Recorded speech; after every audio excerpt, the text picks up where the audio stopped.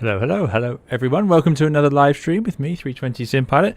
Great to see you all. I hope you've had a fantastic Christmas, New Year, holiday season.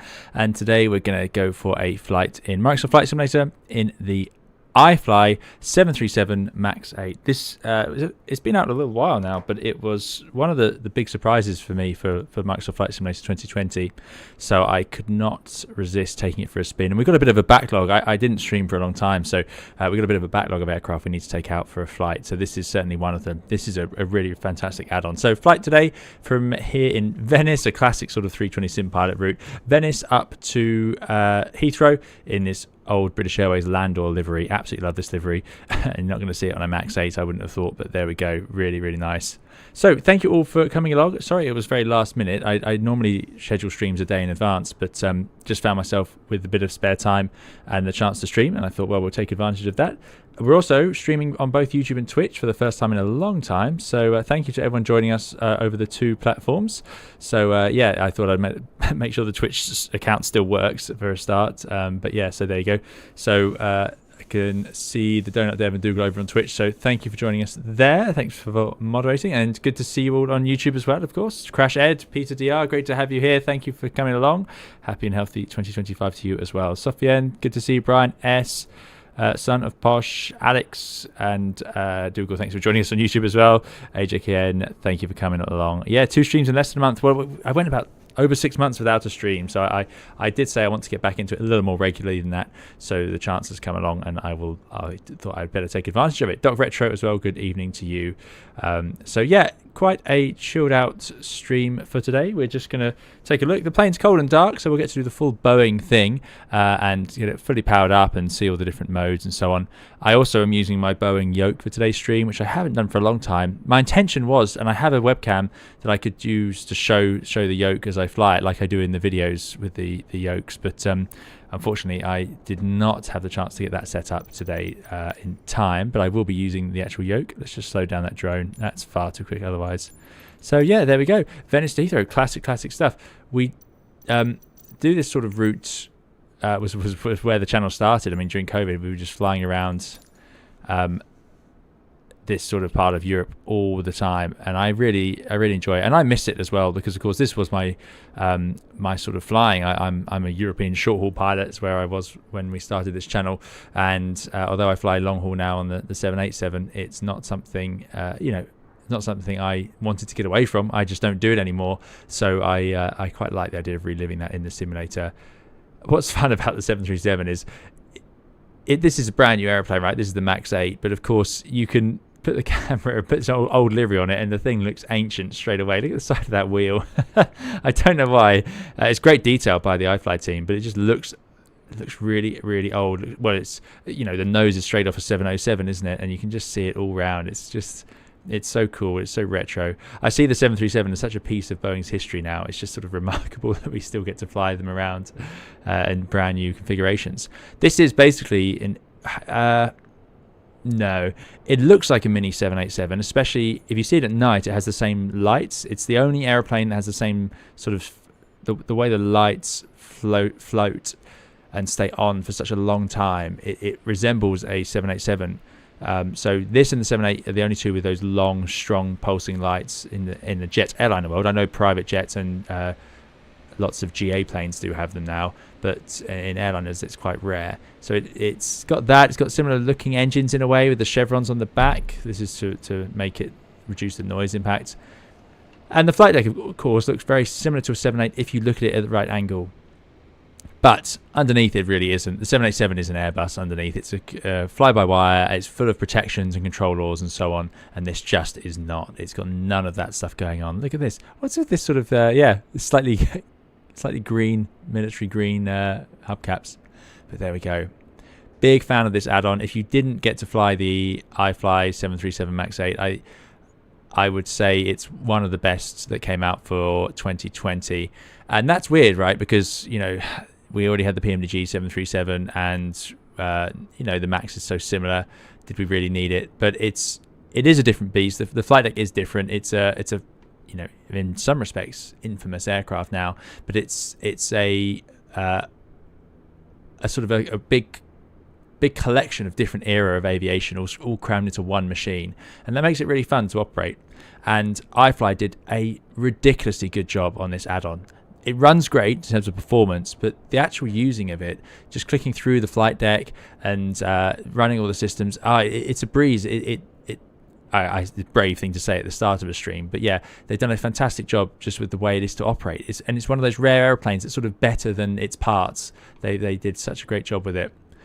Visual model is lovely. This is quite a clean livery, but it is lovely. I mean, you've got these fancy LEDs and so on. But yeah, it's not...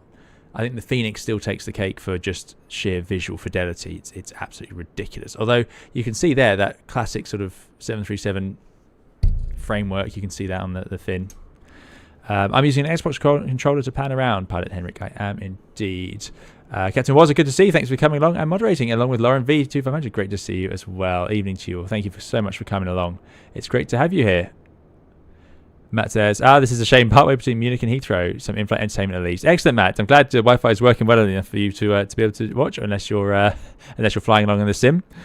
But yeah, excellent. Love the Max with the TUI livery. Yes, it does look nice with the TUI livery. Jay says, how are you finding the long haul nowadays? You all settled into the routine? Yeah, long haul, it's taken me a while. We'll talk about it once we're underway. But there are some aspects to it that have been easier to get used to and some that have been harder, no doubt about it.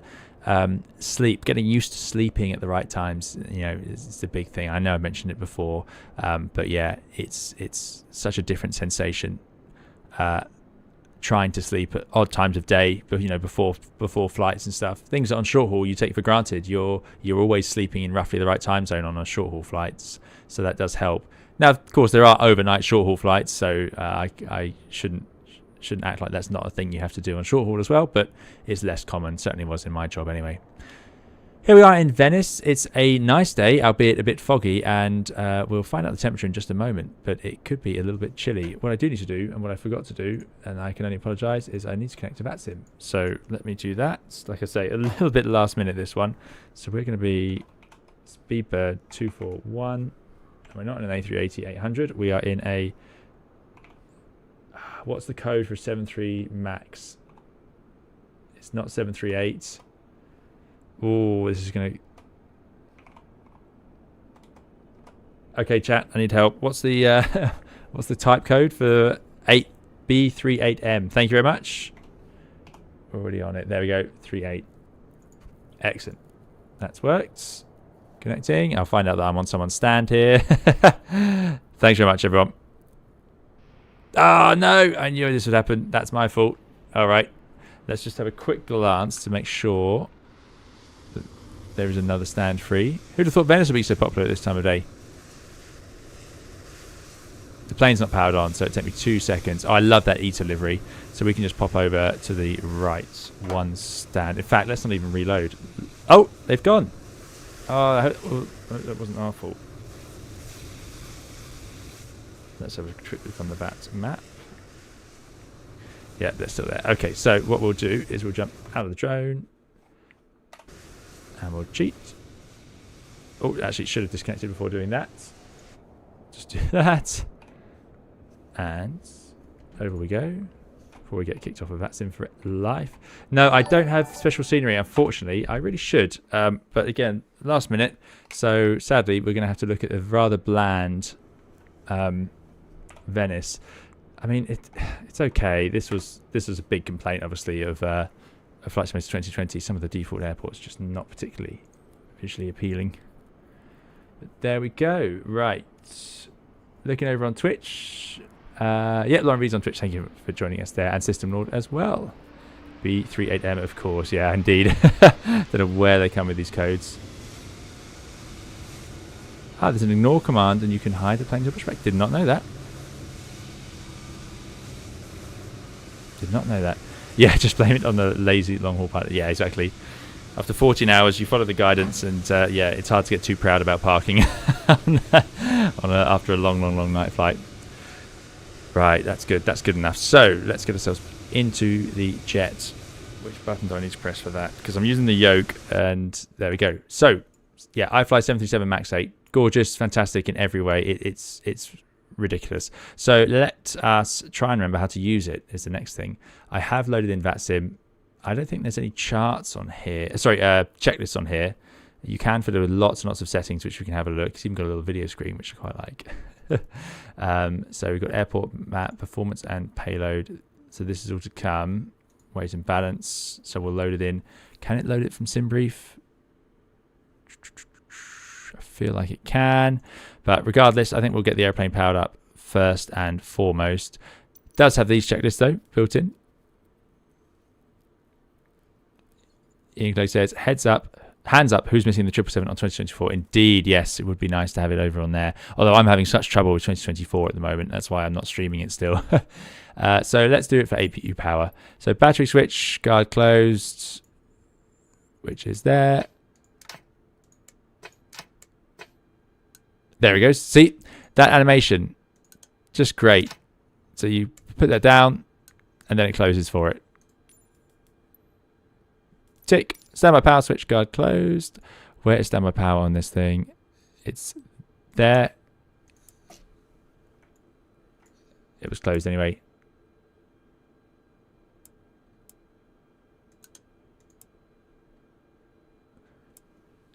Now, I said I like all the way the switches work. What's happening here is I think I set it to be the Microsoft Flight Simulator way of interacting with switches, and that's confusing me.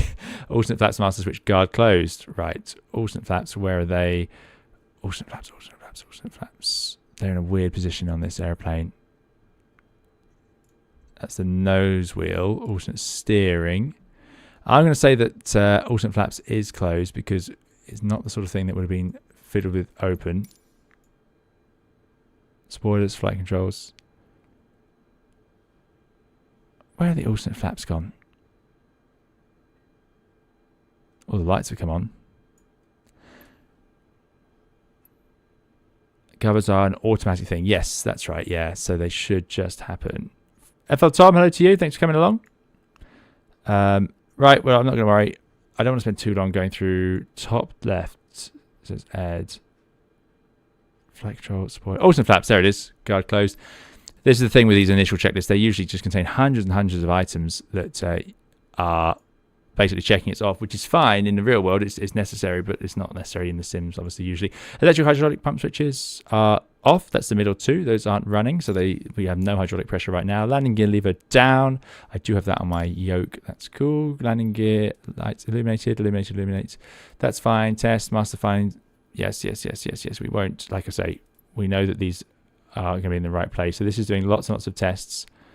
In the meantime, such as wheel well overheat, engine fire, and there's the IRS battery warning, so it is going to start complaining soon.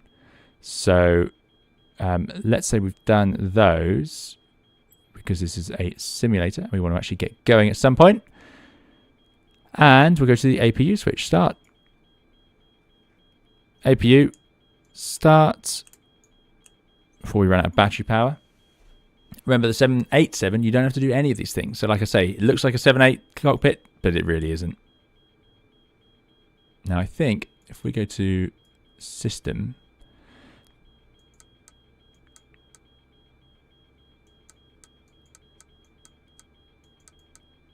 I was hoping we'd be able to see the APU there, but nope.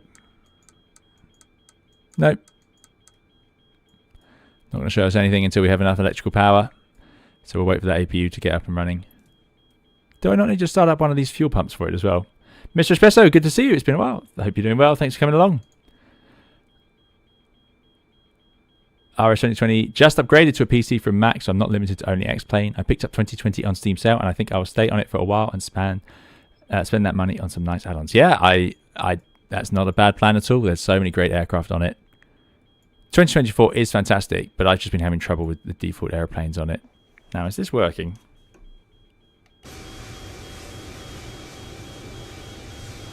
What's going on? I can hear it. Yeah, that's up and running. So, APU gen is off. There we go. Let's try electrical power. APU start. APU gen off flight illuminators. That was the sign the APU is running. Can't believe that. APU generated bus switch is on. Then source off lights extinguished. Yes. Transfer lights. All these lights should be extinguished. Good, good, good, good, good, good, good, good, good. End this warning bells. Good. Preliminary pre-flight procedure is what we're on to. So, IRS mode selectors. Off and then nav. Off. Nav. Nav. On DC light limit and extinguish, that's what it's doing, and now they are into align. On DC should extinguish, there we go. ELT switch guard closed. I don't think they had the ELT open in this one. No, good. Jam, landing assist, switch guard closed, assist on. Oh, so many systems on this, so many systems. EEC switches, let's check we got those on.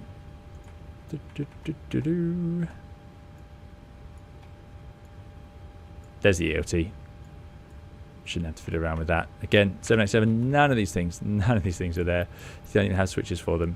Passenger oxygen, though, we do want to guard close that. That is in the normal position. Landing gear indicators, they are illuminated. And then you can do some more guard closing, such as the flight recorder, which is off, which is correct for now. So we'll leave it in normal. It will come on later, but the guard should be closed and the parking brake is on. And then we can do our stall warning if we fancy feeling like we're in a Boeing. Again, 7.8, you don't need to do this. It has a stall warner, it has TCAS, but it just does it all itself. Look at the animation though, that's great. Thanks for the subscription to Kyle, and yeah, I am seeing both chats, so I can hopefully see you both on Twitch and YouTube.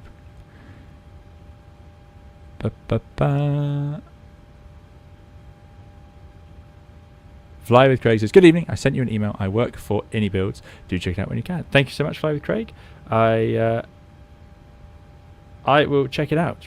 It's worth telling me these things because things do disappear into the wrong folder, as your email did. So thank you so much, because I was aiming to reach out to AnyBuilds and I was looking forward to that. So thank you very much. I will answer when I can. So yeah, that was good to come here and tell me that, because it disappeared into the junk folder, which does happen a lot with my work.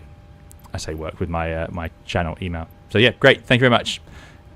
I look forward to that. So what else have we got going on? Sofiane says, applied to join the TUI MPL Cadet program yesterday, watching you to hopefully revise a bit of the 737 before asking any questions. Trying to be prepared. Well, yeah.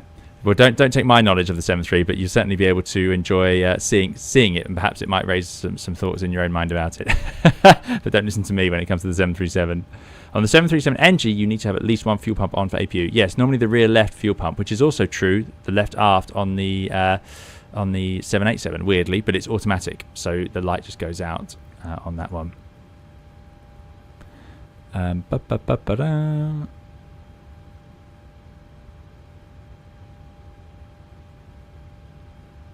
And yes, I echo Dougal's comments, Fly with Craig, about the what AnyBuilds has been putting out. We've been very, very impressed. I think my last video was in the any Beluga in 2024. That's great fun. Absolutely loved it. Good. Right, parking brake is on indeed. So that is on there. And then we'll go to pre-flight procedure overhead panel. And flight control switches. That's up here. Guards closed. Guards closed. IRS in norm, everything in auto that we can get away with. I don't want to have to actually do anything. And we'll leave the fuel pumps as they are for now, and I think that is true. The yaw damper does need to go on, however. Good. Normal, auto, normal. Cross V selector closed.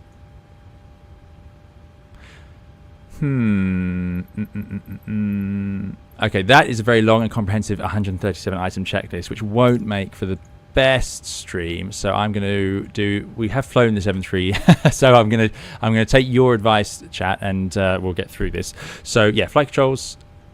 They're in the normal position.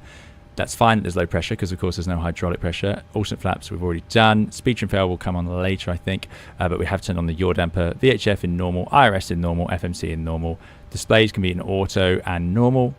Down here, cross-feed closed. We don't need to cross-feed the fuel. Most airliners don't cross-feed fuel unless you're specifically trying to balance it or anything like that. So we'll leave that off like that. Coming up here, we can check through our electronics should we feel the need to have a look at some voltage and amperage, but ultimately not too much of an issue. The APU generator running nicely at 400 hertz, excellent. And we have the standby power system is in auto. The drives are, they're not running, so the engines are off. This is for how we generate electricity, so we'll leave that alone. We are on the APU generator. Engines are off for now. We'll swap that over later. Already done the lights. The wipers. Good. This weird sort of central panel, which you don't see very often, is going to be... I'll start up here, shall I? Circuit breaker, let's get some lights going on in the panel. Equipment cooling in normal. Emergency exit lights, they can go to armed and closed. No smoking can go to auto. Belts off. No smoking on. Does this work? Love it. Yeah, love the sounds. Good. Over here, pressurization. This is going to be in automatic mode. See, this is strange. You'd probably do all of this at once, wouldn't you? There's so many panels. There's effectively 5 different rows in this overhead. It's just such a mad overhead panel to me. Anyway, those dials are there and functioning. We're not running any hydraulics now. The engine pumps can stay on because they'll just power on when we push back. Although I know some operators would leave all of these off so that the nozzle steering couldn't accidentally pressurize while you're starting engines. We can try that. Wing anti-ice off, engine anti-ice off, although we'll check the temperatures. It could be a bit cold, and the probe and window heats are staying off for now as well. Yeah, I think that's going to work for us for now. We'll turn window and probe on as we push back. Could perhaps do window. We'll leave it alone. And what's the temperature in the cabin? Is pretty cold. Look at that. It's 4 degrees, so that suggests it's pretty cold and would probably be de-icing. Mr. Banana, good to see you. Thanks for coming along. Fly with Craig says, glad you're pleased with it. Any other issues? Join our Discord. Support staff are really responsive, as is the community. Anyway, no more boycotting. Have a great flight. Thanks so much, Fly with Craig. And yeah, like I say, I will get back to you. Thank you so much for coming along to chat in the... thank you so long to come along to chat and to let me know about that email. Good. So let's have the reset fan in auto. Yep, they are indeed. Duct pressures are low. We can put on a bit of APU bleed air and leave the packs in auto, because our poor passengers are going to be very cold if we were to leave it like that. And we'll leave the engine bleeds on. We're going to cruise at 36,000 feet initially. That's what I filed for. Landing into London at about 100 feet. And we'll have the, let's get this right, logo light, position, strobe, and steady.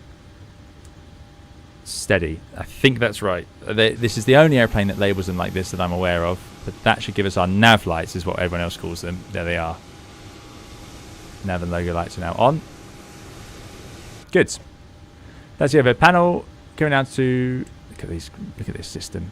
This is, by the way, why Boeing were having trouble getting an airplane certified, because it's no longer acceptable to release a new airliner in 2025 or whenever this legislation comes in that doesn't have a prioritization system, like an ICAS system that would give you the fault and what to do, or certainly some sort of list of faults, and then you can work through them.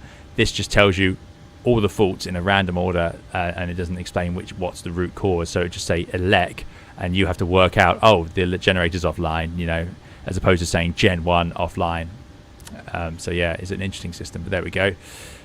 Moving along, auto throttle arm we will do later. We'll do the flight directors. I'm going to set up all of the automatics up here once we get a bit further through the process. We'll turn on the flight directors at that point as well, set our course bar, so we won't fiddle with that. We won't fiddle with any of the nav display either, but we will check the landing gears down. Nozzle steering alternate is in the norm position. We've got our 3 greens. Let's set the QNH 1209, and that's in hectopascals, which I don't want. Sorry, it's in inches, which I don't want. I want it in hectopascals. Good. Fuel flow, you can change it between rate and use. We'll leave it alone. Auto brake. On the 7.8, you put it as RTO now, so I think I will, which always surprised me, but there it is. Thrust levers are at idle. Flaps are in the up position. There they are. And the speed brake is stowed. Trims to come later. Fuel cut off. Parking brake is on. Stab trim cut off and so on, all in the normal position. Fire bells, you can do the test if you want, but we'll say we've already done those. And here's the endless radio panels. Nothing to do here yet until we talk to a traffic control. Same for our nav aids. Some lights on though, always good. Good. Stab trim in the norm position as well. There's a lot of flight controls on this airplane that are quite important, like stab trim, override norm. There's one there. Then you've got the trim cutouts up here. Then you've got your actual trim wheels on each side here. I mean, the stabilizer trim is so vital. And you've got about 5 different places you might have to reach to fiddle with it. Quite remarkable. Right, put some background and main panel lights on here. And I want a light on this panel, which I always forget where it is. Anyway, it's bright enough for now. Good. And the MD-82 is worse, as Crash said. Yeah, that is very true. That is very true. Ken says, will you fly the Phoenix again? I would indeed fly the Phoenix, hopefully in 2024. Hopefully in 2024. Nice try. But Sophia says, what plane in your current employer's fleet that you dream of flying one day? I won't be able to say that. Might give it away. The Morgan Thomas Show says, after all these years of watching your channel, I'm currently in flight school. That is amazing. Thank you so much for coming along to say so. It really blows my mind that people who've gone to flight school who were watching this channel once and now are out flying. It's crazy, but it's fantastic.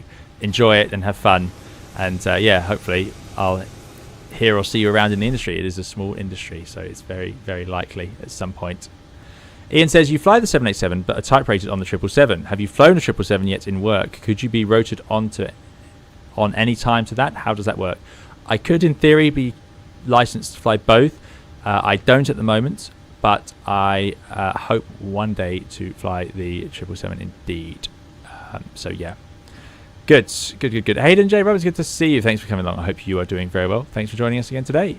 Great to see you here. Atul Janai, good to see you as well. Thank you for coming along.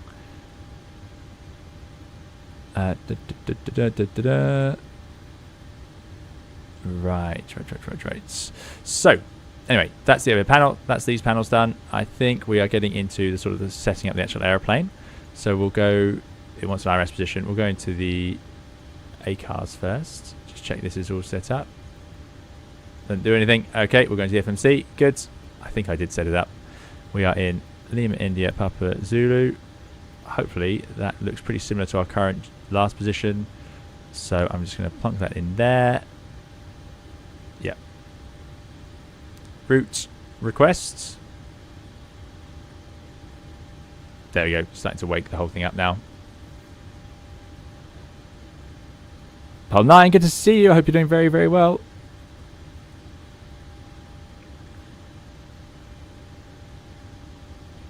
So, route uplink ready. Thank you. Load. This is straight from SimBrief.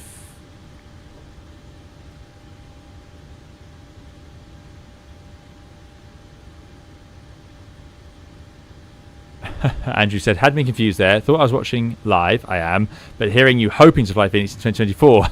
Microsoft and the naming convention. It's great to catch you live. So you can already fly the Phoenix in 2024. I would like to, but I need a bit more time getting 2024 running well on my computer and stable. I have it mainly on my laptop, you see, for the videos I've done so far. So my streaming computer, it's not quite set up. That's my fault for making life difficult for myself, but there we go. So that is the route. We're going from Venice to Heathrow. We haven't got a flight number, so I need to put that in. Speedbird 241. And it goes. And I'm going to execute that. That's the start of the route. Then I want to put in, so we can check through it here. So there we go, rocket departure. So what we can do is, now how do I get this to load in from SimBrief? There is a way to do that, I'm sure.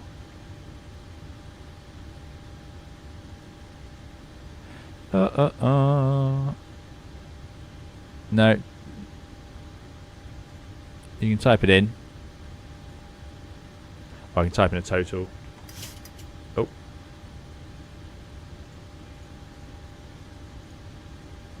Let's take 170 passengers. Gives zero fuel weight. I wanted a zero fuel weight of about 62.9.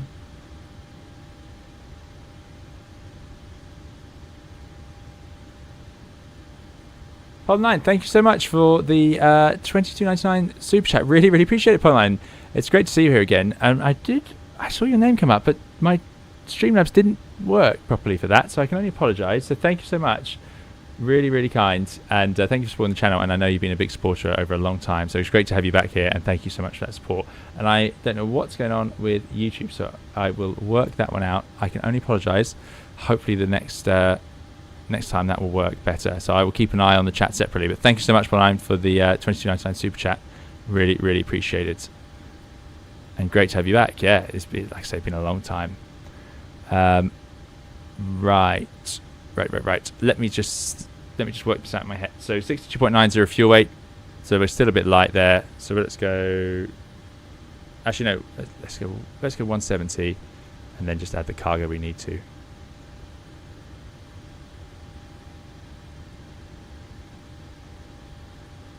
England. He works for Manta Airlines, no if, no buts. That's a comment for Dan Air. Philip Orbez, good to see you. Thanks so much for coming in alone. And Stumco, good to see you as well. Pre-sleeping YouTube, excellent. I'm glad we could be of service today. A lot of people use my channel to sleep. I don't blame them. So we need I need 2.7 tons of cargo.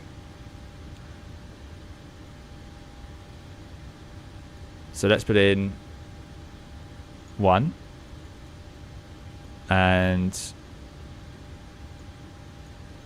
1.7. 62.90 fuel weight. Taking off at 73.2. We need to put other fuel. I need 7.4 tons of fuel, so let's do that as well. 7.4. Now, let's just have a quick look at the weather, because it's very, very wintry out there. Weather in Heathrow looks all right. 4 degrees, no clouds. Actually quite pleasant. Snow not forecast until tomorrow, because that will be a certain reason to take a lot of extra fuel, but it's hard to say that's a concern tonight, so that's looking good. Venice is in mist and 6 degrees, so that's good. We shouldn't have to de-ice out of here actually at 6 degrees, so light winds 23006 off the southwesterly runway, so that all looks good. So actually we don't really need to take extra fuel, so I think 7.4 would be enough, but I'm going to round it up to 8 because we can never truly trust the profiles here. So let's do that. 8 tons, set fuel. Takeoff weight now, 70.9 for takeoff. And we should have 8 tons of fuel, which we do. Good. Okay, we are getting there. We're getting there. Alex, UK, good to see you. Just want to wish everyone a Happy New Year. Thank you, Alex, for coming on. Thank you for that. Really appreciate it. And again, thank you to Pole9. Sorry that your super chat didn't come up in my stream. I don't understand. That is something for me to figure out. Which is weird, because the subscription did come through. Anyway.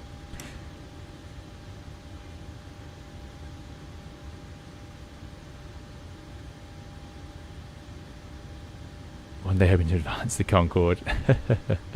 Yeah, that would be great. That would be great. Right. So, weights are done. We got our fuel. We're going off the southwesterly runways in Venice. So that's done there. So click complete. And what we can do as well is if we can go to menu, you can see the charts. They actually have the charts built in here. Origin, Lima, India, Papa, Zulu.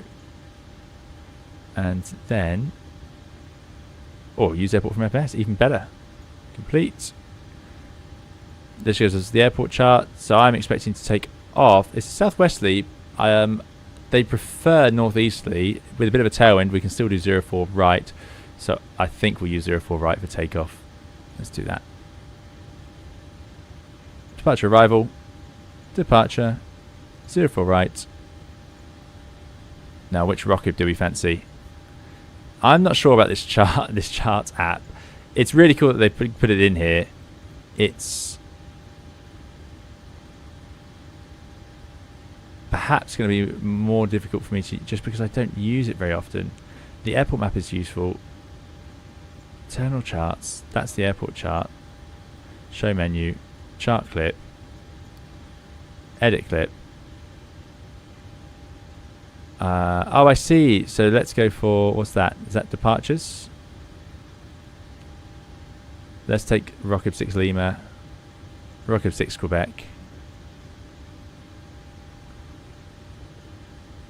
Rockib 8 Mite 8 X-ray. There's a million of these, obviously. Now, this EFB, this is effectively the 787 EFB. It's the exact same sort of layout around the edge, or pretty much identical. And this drives me mad about it. Look at that, you've got page 1 and 2. So do I need to scroll down to the next page? Do I need to go left or right to the next page? Or do I need to press next page to go to the next page? Page up or down? And it's actually page up or down. I mean, it blows my mind that they've got 3 different potential ways of going through it. But there we go, Rockib 7 Victor, Rockib 8 Whiskey, a million Rockibs. Okay, that's complete. Now let's just see which one of these we fancy. That's a nice sort of loop background on ourselves. But there are some left turns, I'm sure.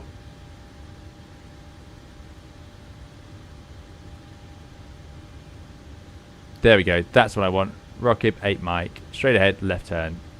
Because I don't think the weather's nice enough to get a good view otherwise. Today, anyway. And of course, my database is not in date. I updated it last time, but there we go. It's a 7 Mike. Execute. Good. That's coming together. Won't do the arrival yet. You don't really tend to do that. Certainly not on the 787. Tom Nichols, good to see you. I hope you're doing well. Tom says, glad to catch another one in real time, but these regular live streams aren't helping me get through the back catalogue of previous streams. There's quite a back catalogue, but then there was a big gap, so you'll suddenly find it very easy to catch up. And someone there says about the EFB, how do you feel about the iFly tablet, says FS Max. I find it a bit clunky, and I think the UI could be a bit more intuitive. So this is authentic to the Boeing. This is, like I say, the 787's one is just like this, and it is equally, as I was just saying about the arrows, equally confusing to me. Yeah, so I regularly on the real one press buttons around the screen trying to make it go to a different page.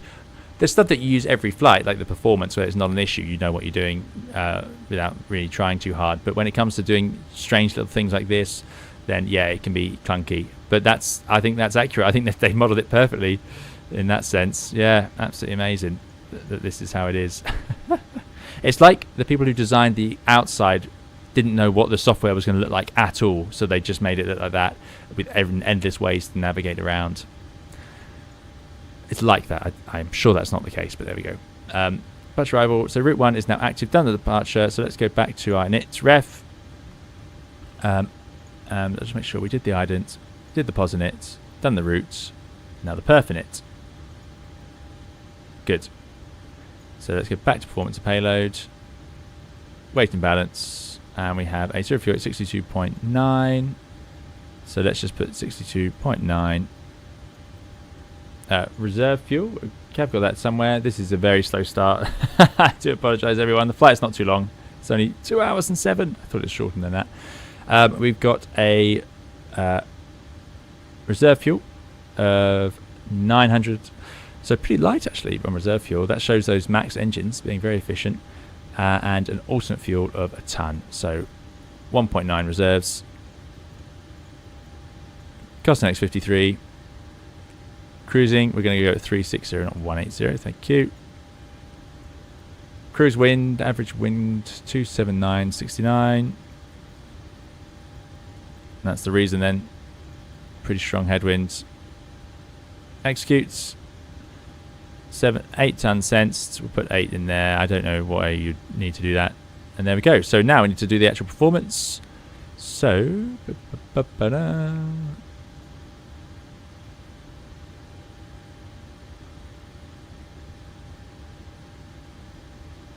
done that. Good. Complete. Right. Hopefully copy FMC data will wake it up. There we go. 04 right. It is dry. Bit of a tailwind. What am I doing? Is there air traffic control here? I should have checked that. There is. Before I get too confident about the runway.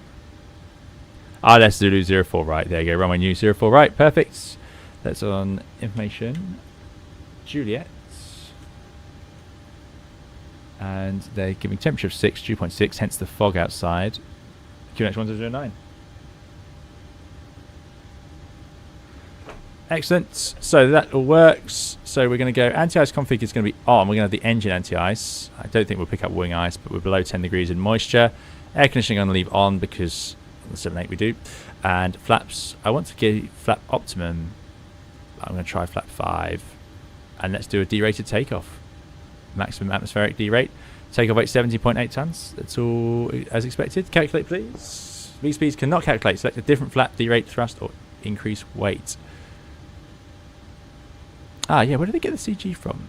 So it can't do it, is what it's complaining because of the tailwind. So let's go flap 10. Nope. Let's go takeoff 1. There we go. Wow, so we're a little bit performance limited here. We're quite heavy. We are at a very high 0 fuel weight. So I suppose it makes sense, yeah. Even with the iFly one being real world accurate, I just don't think it's very usable for the sim. I disagree. I think it does work, and you can do quite a lot of things in it. It's just so different to what we're used to seeing. When you look at like the Phoenix one, that's so graphically nice to use, because Katie Pilot did such a great job putting it together. It's just a shame that these developers don't get the chance to do the real one sometimes, honestly. We usually push back around an hour. No, I think we're on for an hour here. There we go. So my only worry about that is the trim. Where's the trim written? CG. Yeah, it says about 24. Okay, so I have reason to believe that trim is accurate, 24.6, which gives us that information. Right, let's copy it over. Now, in the 7.8, you can send the output and send it straight over, but here we can't, sadly. So we're going with 04 right, full length, flap 10, DTO1, 36 degrees. So I probably have to do DTO1, 36 degrees. And that will go to climb 1. So what we're doing here is we're reducing the rating of the takeoff by, I think it's 10%. Yes, 10%. There it is. It certainly is on the 7.8 as well. And then we're also going to then reduce that by a cell temp to 36 degrees. So which is not much of a D rate, but there we go. So 2 different D rates on the engine. Flap 10 takeoff, 1500 feet AGL. So that's all there. So 36 degrees. Takeoff 1, climb 1, and through to the takeoff page. Flaps 10. 138, 139, 147, 138, 139, 147. Very close to its calculated speeds, which suggests hopefully that we're in the right place. And the CG is 24.6.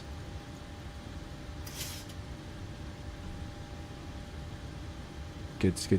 Good.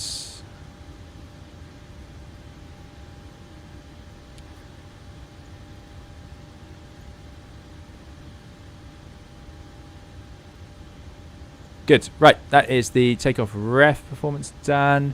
And next page is going to be the runway 1500 feet, which is what we've got. Going to climb 1. Not to worry about the rest of that. Excellent. Don't have this page on the 7.8. Well, we do actually, but it's it just sort of loads in straight away with the weather you've already put in. But that's where you change those. I don't know what cutback means. That's a new one on me. So hopefully now that will all be complete and there's nothing else to do. Perf, takeoff approach, done the departure arrival, done the legs page. We can look through it on here briefly and we can see we're taking off, making a left turn, Papa Zulu 486, 477. Let's just have a look at the chart to make sure we know what we're doing. Does the zoom work on this? Yes, it does. There we go. So taking off, Papa Zulu 486, max 200 knots. So I'm going to put the constraints on. Is there a way to do that? Is it data in this one? Yeah, there we go. So 1600 feet above. Then a left turn, 2500 or above. Great. Max 200 knots as well. So if we look in the CDU, 200 knots or below, that's fine. And then 602, 304, 4000 or above, which is all in. So quite a steep gradient to try and get you up and away in terms of noise. And then 602 above flight level 100.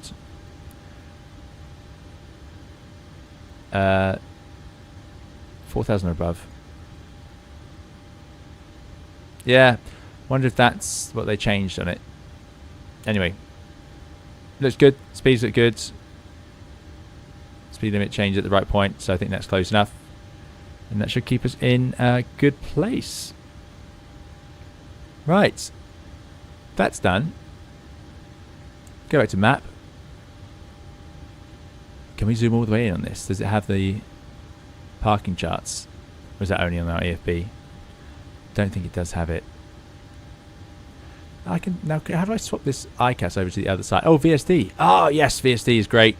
Love this feature. And that's the next point is what's our cleared altitude? I'm not sure.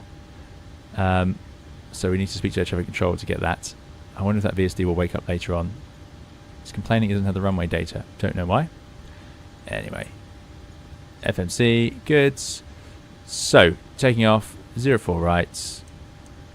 This whole course thing is gone in the 787, of course. We don't need to worry about that too much. I'm going to arm the auto throttle and the flight directors can come on. I want LNAV. Let's put the heading bug round to 040 as well. LNAV and VNAV armed. and I want my V2 speed of, oh, not there. Takeoff page, please. V2 of 147. That's going to go in the window. AJKN, thank you so much for the £10 super chat. Really, really appreciate it. Let me just set the speed. 147. That's in. Thanks for all the great content over the years. I'm planning to pick up my PPL training again at Red Hill in a Cessna 152. Maybe one day I'll get to operate at Gatters instead of avoiding their airspace. Yeah, it's the hard part of flying around general aviation in the south of the UK. You spend your entire time trying not to fly into the wrong airspace. But yeah, Cessna 152, fantastic machine. One of my favourite airplanes to fly around in. Have great fun with that. And thank you so much for the super chat. Really, really appreciate it. Very kind. I'm trying to like it. It's not working, but I can do the little heart thing, I think. Yeah, thank you so much. Really, really kind. And good luck with the training. Enjoy it. It's great fun. And indeed, I like I say, I think there are people who have been part of this channel who are now flying around, flying around in airliners, which is hard to believe, but there we go. Now, have I done this in the wrong order? Alpha Golf Charlie says, how do you find the iFly in comparison to the PMDG? Would you recommend trying it out? It's going to be up to you if you think it's worth it, but I think the iFly is a fantastic add-on. I absolutely love using it. Yeah, it's really cool. And if you really like your 737s, you'll get a lot of interesting things out of it, because you'll get to, oh, there we go, there's the assistant page I was looking for. You'll get to see the other side of the 737, you know, see what a more modern one looks like, and you'll spot the differences. Right, anyway, that is the FMS setup. That's the Takeoff performance. Thank you again to AJKM for the super chat. Really, really appreciate it. And next up, I am going to stare at this PFD and wonder why I haven't got Toga. I suppose it won't come up till we press the Toga button. Oh, they need to go back there, which is there. Do they have a little shortcut here? I think they do. I think they have it there. So yeah, that will press Toga. Yeah, good. Okay, working it out. I'm going to bring up airports on here. I want terrain. I want got data, and I want traffic as well. There we go. We'll see if that comes on when the transponder's on. Don't particularly need both needles showing. We'll have VOR1 showing. Good. Right. It's starting to feel like an airplane that's almost ready to go. How's our cabin temperature? Has it actually come up? That would be cool if it has. Yeah, look at that. 24. I love it. Good detail. Good detail. Excellent.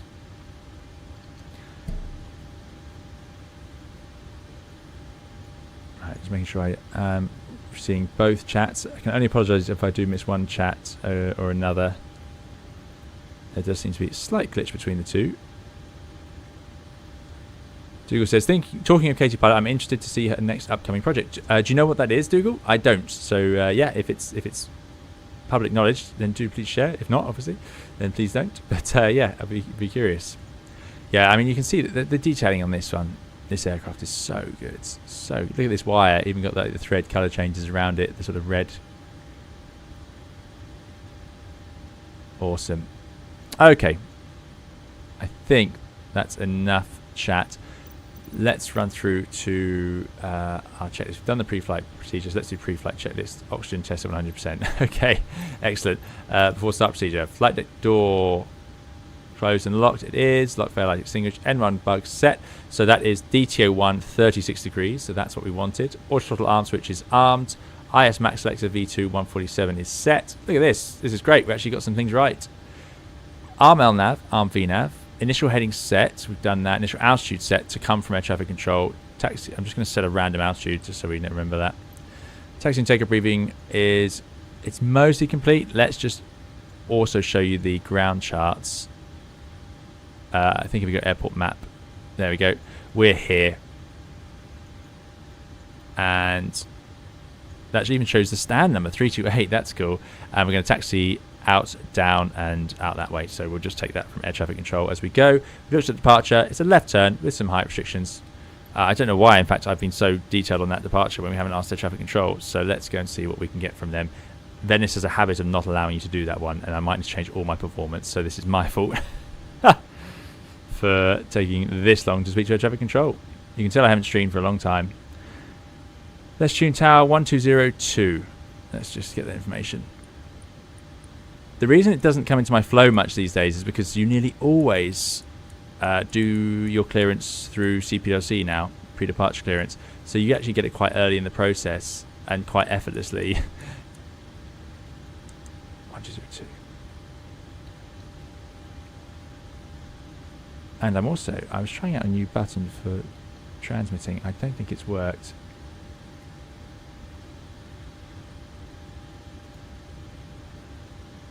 Oh, I think it might have worked. It might have worked. Hold on.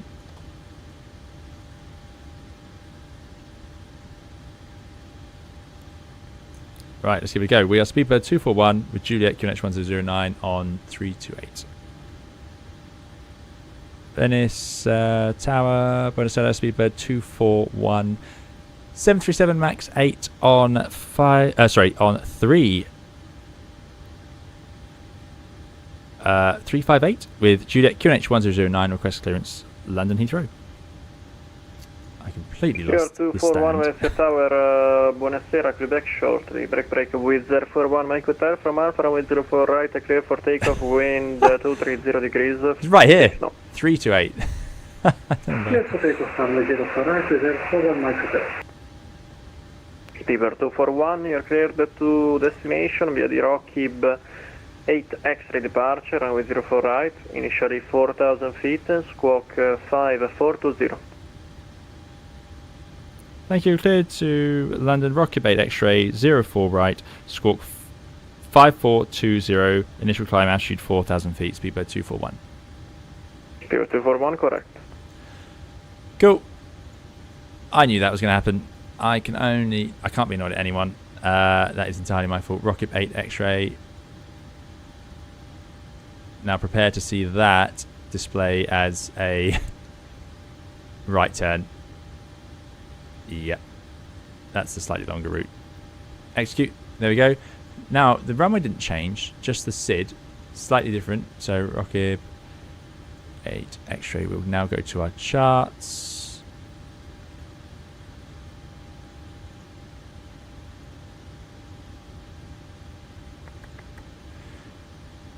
Oh, it was the same chart. There we go. So up 200 knots, 3,400 feet, 4,000 feet, 200 knots. Let's just check that has happened. We have executed it.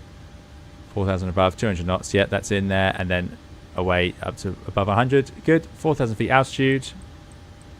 You could ask for the other SID, says Mr. Banana. We could indeed. I'm hoping that this weather will look quite nice and we can actually get a view of Venice as we come back round over the top. So I might stick with it. Sometimes what Venice would actually do is they'll clear you for the left turn once you've taken off, and that's when you would ask for it after you take off. They'll judge the inbound traffic and then decide how they want to do it.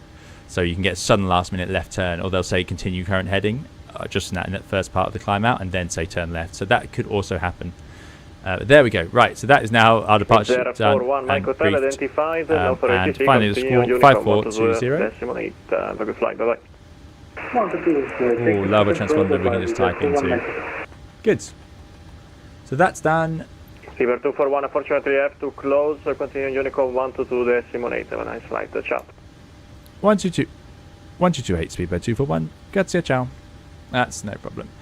Thank you for air traffic control for being there at all. All stations, Venice Tower is closing, right.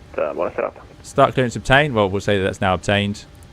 So we're going to pressurize. So we turn on the fuel pumps. We're going to turn on the hydraulic pumps, which is electric. So we're going to pressurize all the hydraulics here. So we are going to pressurize fully anyway. There we go.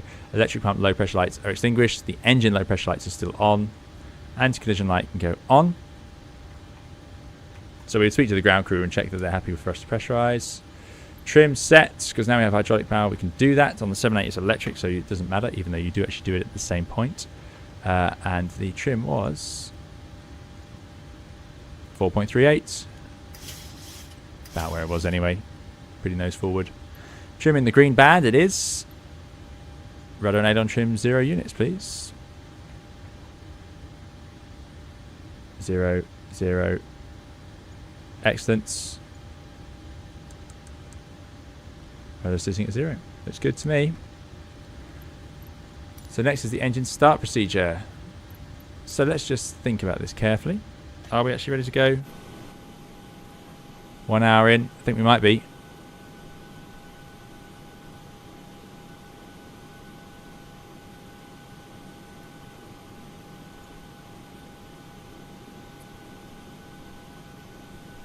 Good stuff. Yep, APU's running. All good to go. No one around for air traffic control. There is a pushback in here, so I can go to menu. Ba-ba-ba-ba-da. System. Sim. Pushback.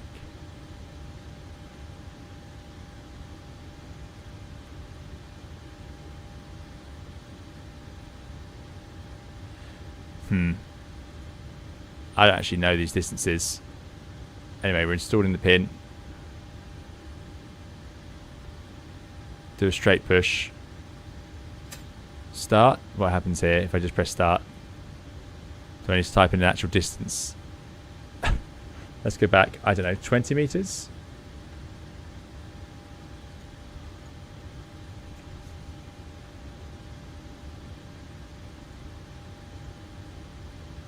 And then let's reset the trim, which I've just managed to run off.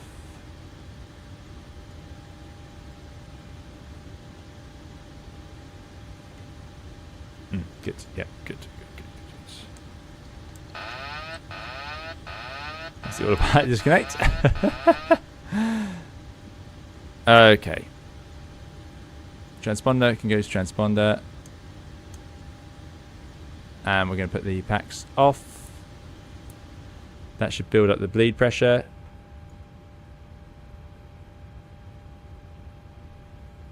So, air conditioning pack off, engine start switch ground, then start. Make sure N2 is at 25%. That's it. Good. Back we go. Parking brake did release. That's pretty good. Pretty much automatic. I like that. Hi, Samsung. Good to see you. Is that it? Was that 20 meters? I have a serious underestimation of distances.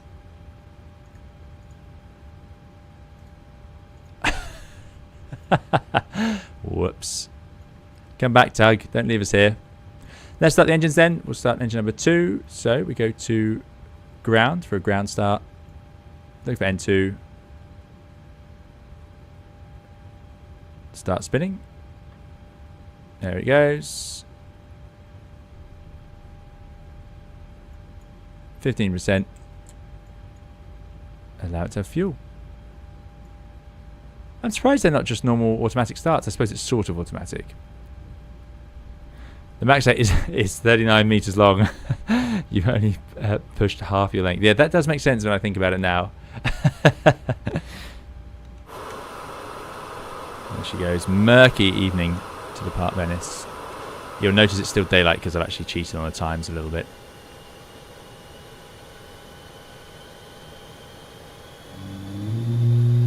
Awesome sounds.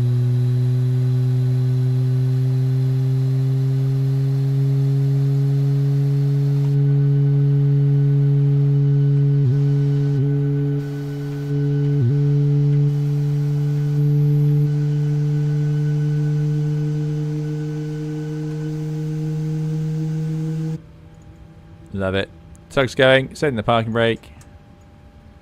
Remove all of that stuff, please. Now, it did say engine failed there for a moment. Little concerning. EGT's dropped. It's stabilizing. Starting engine number 1. Which, of course, in a Boeing is engine left. No, it's 1. Interesting. Yeah, 1 and 2. Huh.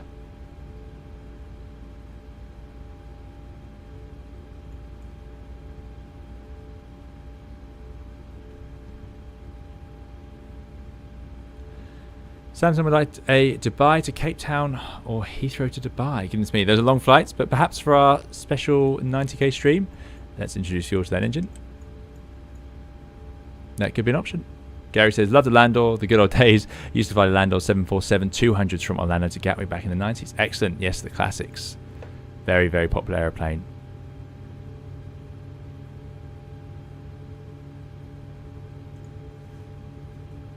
I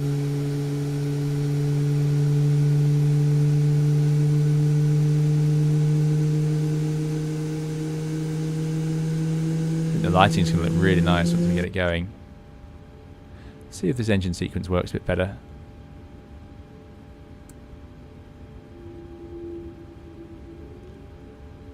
There we go. Didn't say engine failed on that one. A bit more reassuring. So those have gone there. Let's move the electrical power over to the engines. The APU is off bus. I'm going to put the packs back to auto. The engine bleeds are on. I'm going to turn off the APU. I'm going to turn on the engine anti-ice if I can find it. Engine anti-ice is going to be on for the taxi. It's cold up there. We'll have the windshield heat and the probe heat on. Okay, good. And the fuel pumps are all on. Next, let's set the flaps. We want flaps 10 in the end for this one.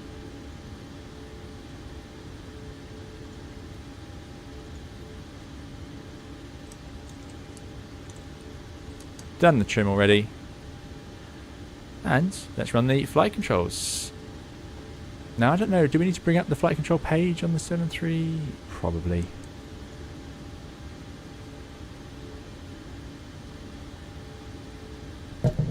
Oh, that's my yoke hitting the microphone.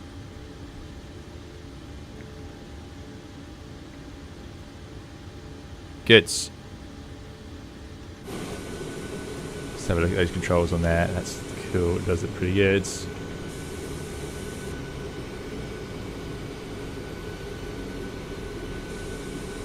Excellent. Right. Let's get ourselves taxiing. If we go over here,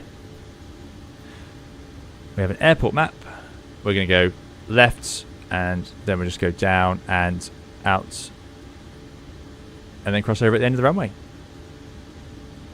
Take the taxi lights, take the runway turn-off lights. Good.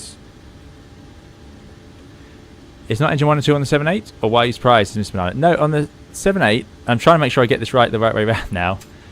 It's left and right. Whereas the Airbus was 1 and 2. So, yeah, I'm surprised to see 1 and 2 on here. Boeing obviously didn't like that for long. Bit of power. Bit of movement there. Around we go.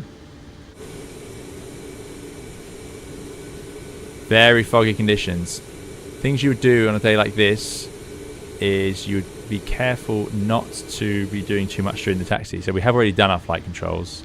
You do that before you taxi in the Boeing, but in the Airbus you might consider doing it earlier than normal. And you would have both of you, looking outside as much as you can. Things you're going to do in these conditions is you're going to miss your taxiway turning, and you're going to potentially find another airplane in front of you suddenly. You've got to just be really careful with it.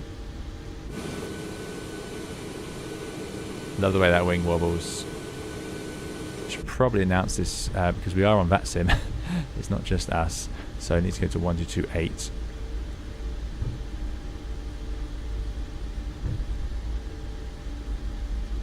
Now this is the thing not to be doing while taxiing around in fog. Approaching 0. Ooh, clever. And that is exactly how easy it is. So we got to a runway, just like that in fog, and you just suddenly see the red signs. But if you're going at speed, you're going to go right over it. Now in Venice, they do actually taxi on this runway, so I'm just going to announce that. If I can remember my control to announce, we are on 1228. Yep. Venezia traffic, speedbird 241, entering runway 04 left, backtracking for Alpha. So let's get onto the runway, because it's not actually a runway in use at the moment. I'm going to put the strobe lights on full. Not that that's going to make much difference, no one's going to see us. Now it's good to hear the RAS system working as it should there. That was really cool. Nevi says, Approaching 04 left. That's so cool that works. That system as well, it does sort of do that. It comes in quite late in the process, so it you'd actually already technically have had a runway incursion if you went over the line. So it says it's just a little bit late, but it would be enough, I think, to stop you from having a collision. On runway 22 right. I'm going to put all the lights on now. Why not? It's not like they're going to blind anyone else. Done our flight controls. We've got our packs running. We told this performance we're going to stay like that, so that's all done. Checklist. We've done the engine start. Pack switch leading to flight controls. Check, check, check. That's all done. Before takeoff, check flaps. We have the green light and 10. Stabilizer trim. Check units. 4.38. Next is the after takeoffs. And you just take it nice and slow. 20 knots. Potentially a little bit fast, really. AP bleed off. Yeah, that's probably a good idea, actually. It is, of course, off anyway. I'll put the cross bleed to auto, just in case that matters. Great thing on the 7.8 is, of course, you can just zoom in on this screen and you have the actual map there. Now, chat, can you help me out? In Microsoft Flight Simulator 2024, to those of you who have there's a tailwind for takeoff, who have the 787, can you tell me whether it's loading in properly? Because whenever I load it in, I get a lot of issues where it doesn't load the wheels and it puts like artifacts on the liveries and the flight controls move in the wrong direction. Is that just me? Do I need to reinstall the simulator, or is that what everyone's experiencing right now with the 2024 787? These are appalling conditions. This is now into proper low visibility takeoff. And you'd be pretty close to having to de-ice when it's this bad, although 6 degrees, 3 degrees and below is when it can get really bad.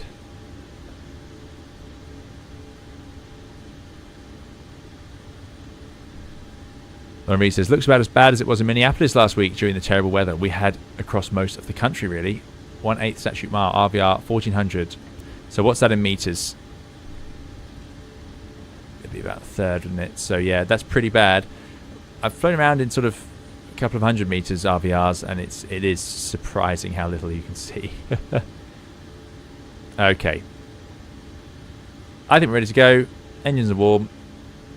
I'm going to get rid of the secondary engine stuff so it can pop up if we have an issue. I'm going to do a check of the recall. All looks good. And you can also do it there for some reason. Don't know what that does. Ah, there's the engine transfer, so you can swap it over. Yeah, good. And we don't need the systems over there. Right. Valencia traffic, speedbird 241, lining up and taking off 04 right for a right-hand departure. Going to 4,000 feet. Right, let's line up. It's clear out there. We'll put the TCAS all the way on, which will hopefully show us if someone was appearing. Now, there we go, traffic, TFC. That's what I was looking for, so we can see that there's traffic would show up on the screen. Happy New Year to you, Trouble Demon. You see any drones flying yet? I have seen drones, yes. Unfortunately.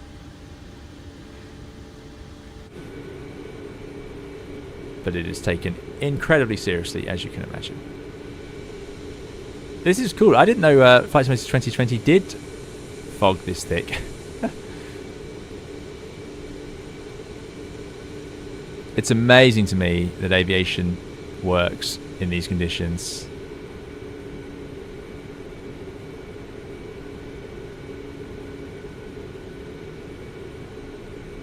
Is Twitch showing 7879? I am sorry. I had a lot of trouble by the stream notifications. Yeah, I had a lot of trouble with those. Sorry. That's on Twitch. It's a bit, it's clearly wrong. On runway. Such good sounds on this 4 airplane. Right. You can actually hear that there's a slight sort of rumbling sound, and it's the runway's surface. This is live weather, Sam. Indeed, it's just I have set it slightly earlier in the day, so we have daylight.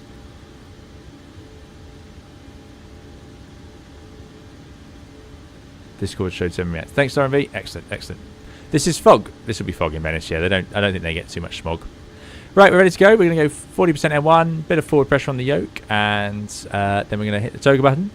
They'll drive forwards to our rated 86% N1, and we'll run along the runway with the engine anti-ice going. That's fine.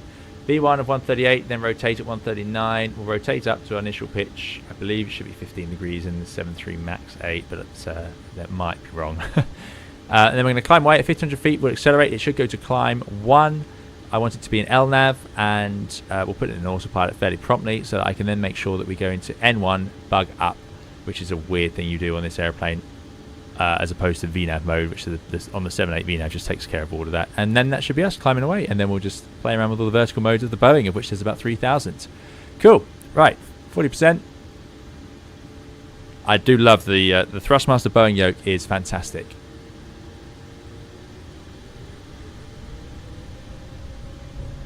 On runway 0. N1 4, toga right. for vertical mode. I don't think we get it as a lateral mode then in the Max.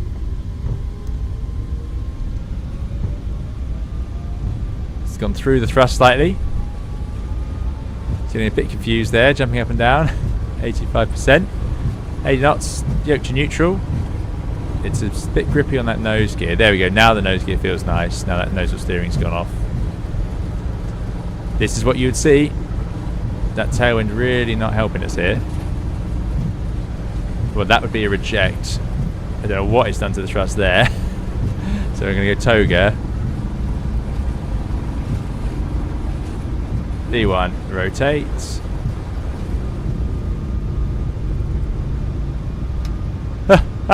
Now that was a stressful takeoff. And away we go. Positive rates. Gear up. Now it's going to LNAV laterally, which is a good sign. It's going to VNAV speed, also good news. We'll probably end up in the clear sunshine pretty soon. Let's get this under control. Let's go back into auto throttle arm mode. That's absolutely fine. Let's put the autopilot in. N1. That's good, and it's automatically moving the bug speed up. That's also good. It's in LNAV VNAV speed, climbing to 4,000 feet. So it's making the right turn. We're above 5. Flaps. Can go to 1. I don't know what this is. I just complimented the Thrustmaster Boeing stuff, and it seems to be overriding the throttles. So I might need to adjust the setting there to make sure it can't do that.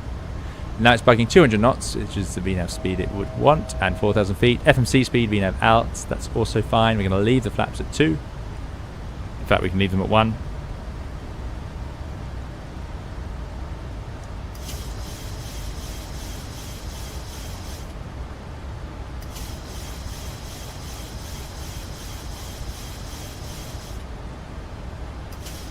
Yeah. I think what happened there was... yeah, it's incredibly sensitive to the... So I've got the Thrustmaster, I've got the Boeing yoke and the Boeing throttles. What's happened there was I had my hands on the throttles. I set them to 40, then I moved my hands off and clicked toga. It went to toga, and then obviously I knocked the yoke, the throttles, and that forced them back to the 40%. Wouldn't happen in the real airplane because they're in a thrust mode, so they'd be driven back to the takeoff thrust. They do that until they go into hold mode later on in the takeoff roll, and then you can move them, although you shouldn't normally. But yeah, what was interesting there was I knew we were performance limited, so I could see the speed stopped accelerating. That would suggest unreliable speed. So in real life, it would be a decision about whether you want to continue that takeoff or not. You could consider looking at another airspeed, which is what I did, which proved we weren't accelerating. So yeah, that would be an interesting one. And when you saw the thrust was actually down at 40, you could just reject because you won't have covered as much runway. You're not going as fast as you thought you were, so you haven't actually reached your V1 yet. But basically, all the numbers are off the table. The reality is, in real life, you would see and feel and hear that you have not got takeoff thrust set much quicker than that proved. And there's no way the throttles would just jump back instantly to 40% because your hands are beyond them, so you'd have felt that. There it goes again. Look at this. I need to play around with the settings. There might be a way to stop this happening. Anyway, unfortunately, my prediction about a nice view of Venice has not come true. It is hidden under that murk. Airplane looks lovely though.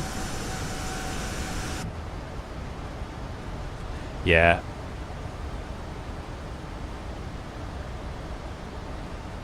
Thanks to Kels Gaming. That's the option I needed. That is in menu, system, back.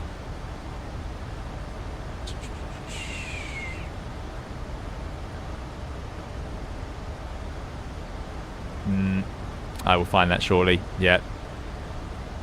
Up to 230 then. Speed brakes, flaps coming in. Traffic. Flaps up. Swiss 1 hour, force going to be taxing runway 04 right. TAI on above 10. Now this is interesting. Whiskey, Romeo and The Tango, TAT's now 13, so we don't need the engine anti-ice. Oh, where are those switches? They are just hidden on this airplane. Oh yeah, seatbelt signs can go on. Up here. It's all this sort of white rubbery switches that all just blend into the background. Really strange. But yes, you don't want them on when it's above 10 degrees TAT, because then they could actually overheat and damage the composite lining, which is not good. Again, it's an automatic system on the 787. Right, no traffic control. Look, we got our thing, vertical situation display working nicely. If I zoom out on the range, let's just get climbing up because of those altitude restrictions on that departure. So it's going climb 1, that's good, it would engage the climb 1 thrust.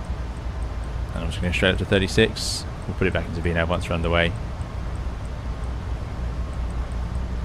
This is a great feature, this, because you can see when you're going to make the altitude restrictions or not, because the Boeing is not going to tell you in here. It will show you the restriction, but the Airbus would go in amber when it thinks you're not going to make it, so it tells you. But on the Boeing, you don't get that information, so but you can see it here. So I can see we're just going to miss that 100. And I think it's a shame. I think it should tell you. So you can see that arrow, that shows our predicted rate at the moment, and it just doesn't think we're going to make it. We will go to standard, obviously, climbing up to flight level 360, standard. So yeah, as the wind picks up a bit, we might make it. What you can do, if this is happening, is you can go to your performance, and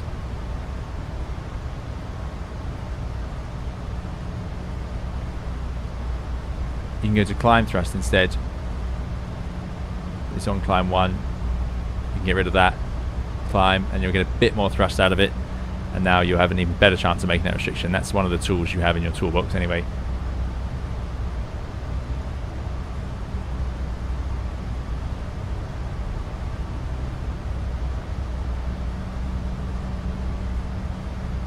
TAI issue is another thing causing certification issues with new MAX variants. Yeah, I'm not surprised.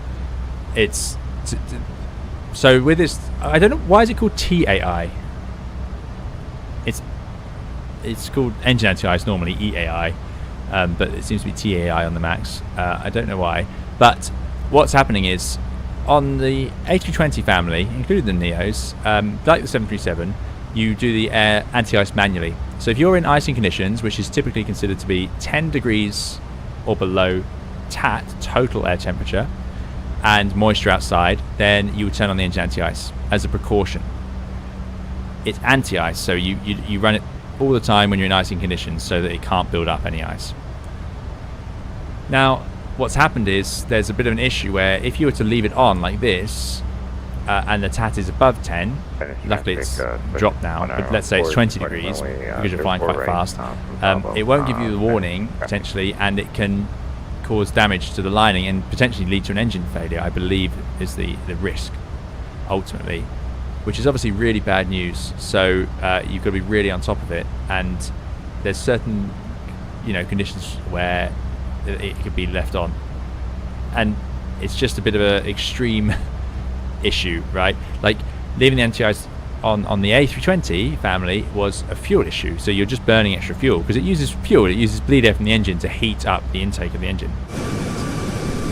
So it uses that bleed air from the engine that's being used to pressurize the airplane, and it's feeding it into the nacelle around there. But the fact that it could then damage the engine into disrepair or to fail is quite a surprise. Oh, auto brake can go off as well. I didn't realize that would stay there. Interesting. Thermal anti-ice it's called. There you go. No idea why the emphasis on thermal. No, who knows? These things get constantly renamed. Thermal anti-ice, TPR, EPR, thrust pressure ratio, engine pressure ratio.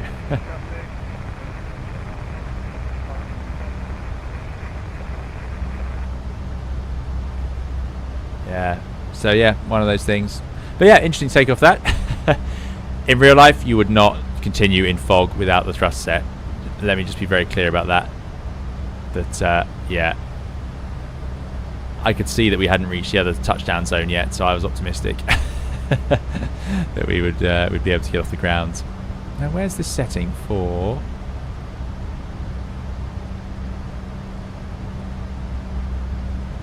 Those throttles.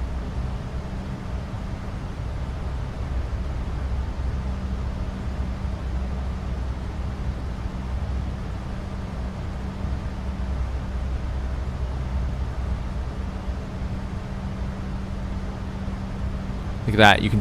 This is such a detailed add-on. You can choose to have an aspirated or unaspirated TAT probes. This is the total air temperature, whether you have the air system in it or not. I mean, it's serious stuff, this. It's really serious. Oh, you can have built-in air stair. Other systems.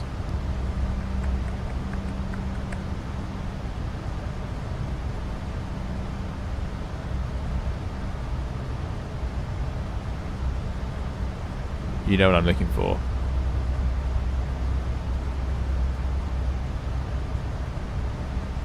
No, can't find it.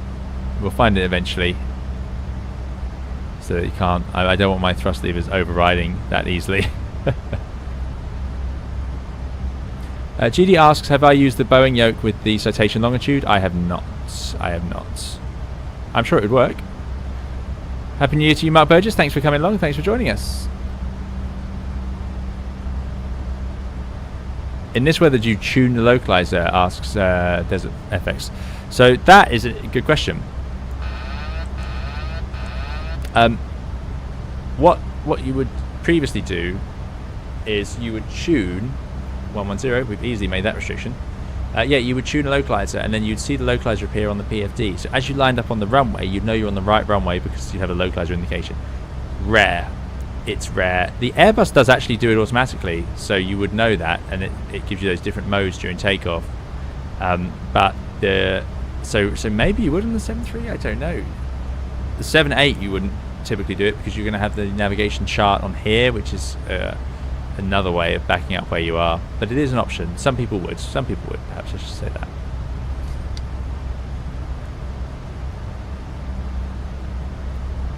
Autopilot in the panel states.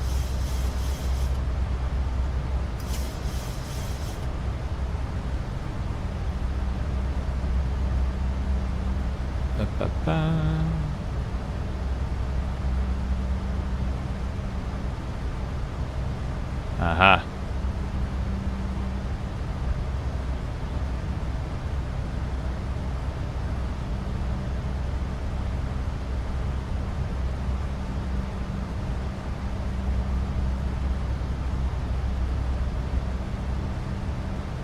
Yeah, let's inhibit the auto throttles. Partial inhibit. Arm throttle hold. RTO throttle is active.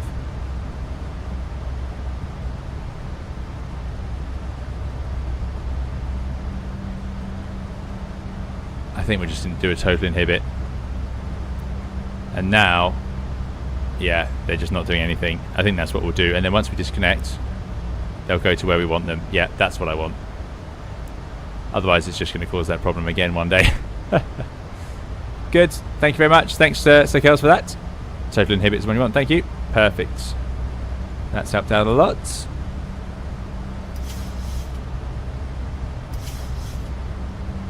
Now, I'm having a bit of trouble. Some big issues with the chat coming across, so I can only apologise, but there we go. Good. So that's done. Crossing the Alps pretty quickly. Soon enough, we'll be bringing out the London charts. Now, it's not accelerating from 250. So let's put it back into VNAV. There we go. M1, VNAV speed. Now it will accelerate. We've made all those restrictions very comfortably. And there you go. You can see the magenta is the altitude set in the MCP window. There's a line of our prediction of where we'll be. If I get rid of the engine display to the other side now we're up and away, it expands out, and then you get the terrain beneath you. So that is going to be the Alps in the next sort of 80 miles. How cool is that? Of course, it's not the highest part of the Alps. Right, anyway, we're well above 10,000 feet while we've been chatting about that. So let's take off the runway turn-off lights, take off the landing lights. We'll leave the strobe lights, identical collision lights on, and the strobe and steady position lights. We did that already. Good. We've talked about the anti-ice. That is all now off. Let's go and check the pressurization. Can't believe we have to do this on a plane this new, but there we go. So, do we have a differential pressure? That's my big worry. Diff press is currently at 6. Goes up to about 8. That's fine. Cabin altitude is currently at 7,000 feet. So, I expect to see that climb rate reducing now. And it's pretty low. It is in the auto position, of course. Just checking that. So, that's good. I think the passengers can run around. So, put that to auto. Although it is quite breezy out there. And there they are. No, if it's going to be that bumpy, we are going to strap them back in. And away we go. Awesome. Thanks so much for joining us for Takeoff. If you did enjoy, do please leave a like. It makes a big difference to the channel on YouTube, on Twitch, if you would like to follow. I guess that's what we do on Twitch. It's been a long time since we streamed on Twitch, so I'm not very down with the lingo, as it were. But there we go. I'm having to sort of swap between the my two streaming windows, so it's taking a bit of extra capacity to do that.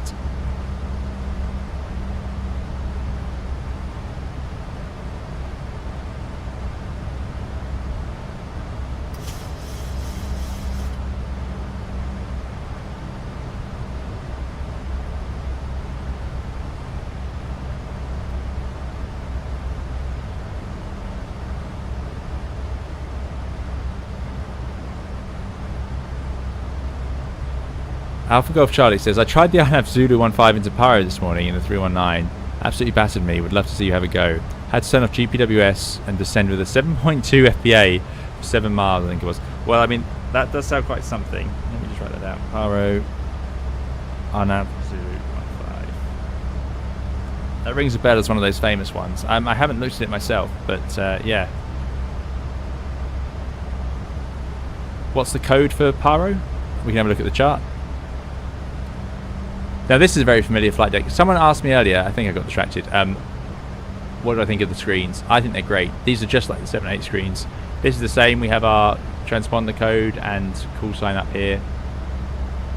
The only difference is on the 7.8. Oh, let's change that heading background. Oh, my computer's out of RAM. That's interesting and disappointing. Yeah, on the 7.8 we have another mini map and mini navigation display down here, which is pretty cool. Not particularly useful, but it means that if you lost the screen, the big nav display, you've still got something going on there.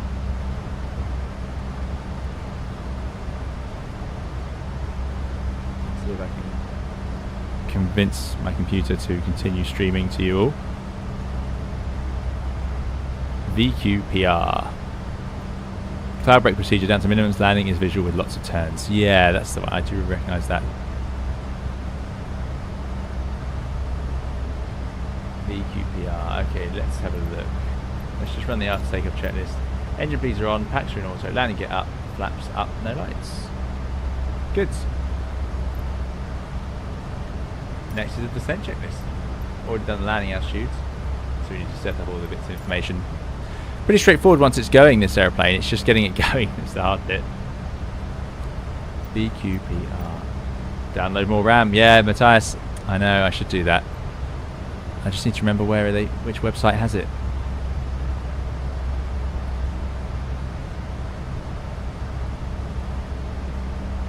Thanks, Dougal. There's the VQPR. Landing at the world's most dangerous airport. Bhutan's first female captain. Power runway 15.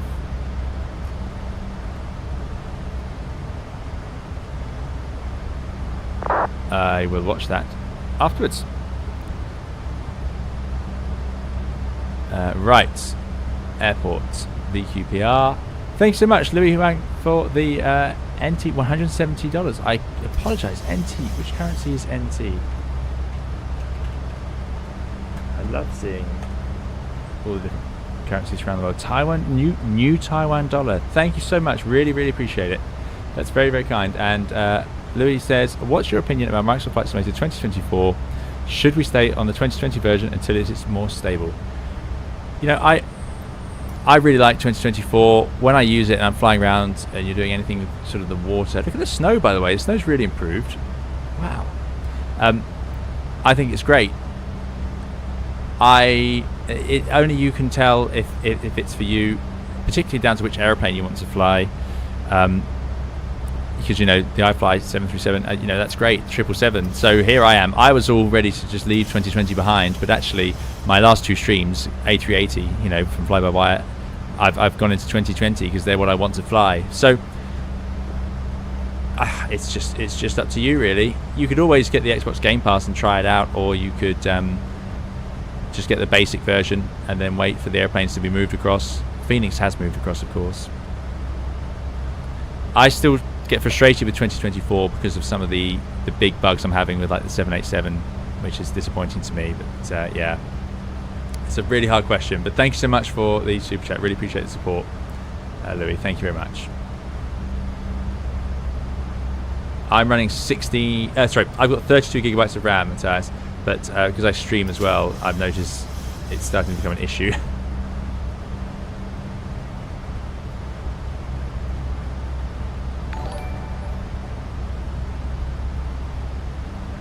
Virgil says, still way too many crashes in 2024, especially when flying the Phoenix. That's interesting to know, because I haven't done any long flights in it for a long time. Nameless Ghost says, hello, happy to have made it before cruise. How are things with you, Captain? They're all good. I hope things are well with you. Thanks for coming along. SB 2008 says, I dare you to do a VOR approach. 1,000 feet to go, up to 36. What I was looking for there was the recommended max. Let's see, VNAV. Cruise. Is it not going to tell me? Optimum max 392, optimum 372. So 36 is absolutely fine. No trouble at all. Ah, this is track up. Oh, I hate that. No, I'm going to get rid of that. No, no, no, no, no. Not flying around with track at the top of the ND.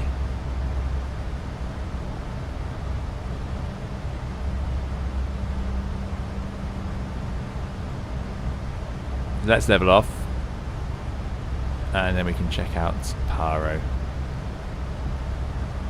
FMC speed, VNAV path. Perfect. We are cruising along pretty fast here for a 737. Almost decimal 8.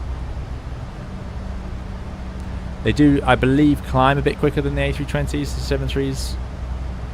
I think they descend a bit slower though. So Boeing's like to have very surprisingly low descent speeds. The 787, it defaults to something like 240. It's if you have a low cost index, it's very slow. Right, VQPR. VQPR. And we want RNAV Zulu 15. Let's have a look. Cloud brake procedure. Please.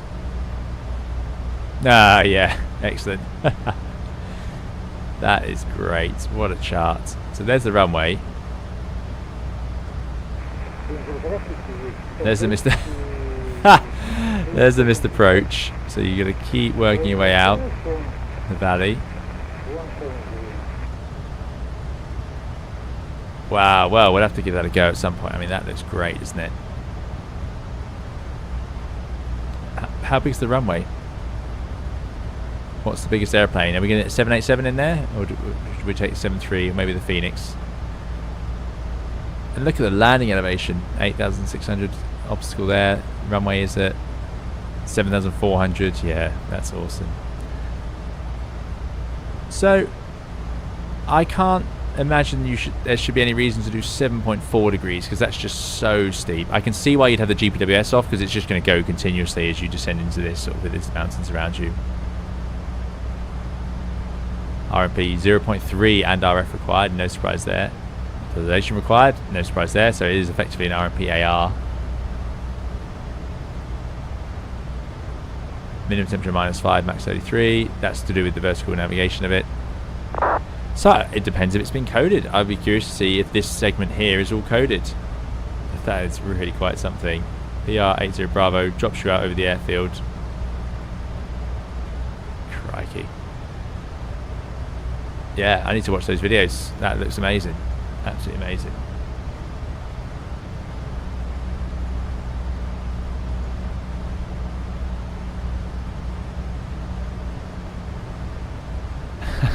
Nigel says, what in the Star Wars trench run? Yeah, exactly.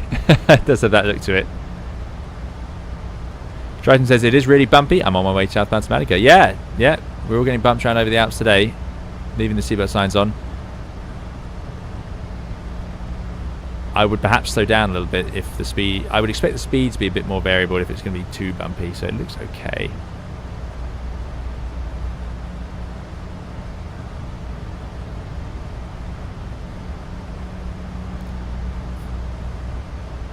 The Yankee is more reasonable, says Martin. Let's have a look at that.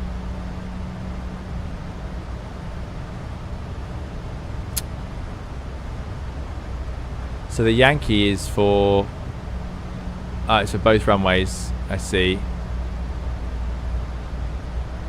I'd love an explanation as to how that is going to get you to land on runway 15. You can see how you can get to 33.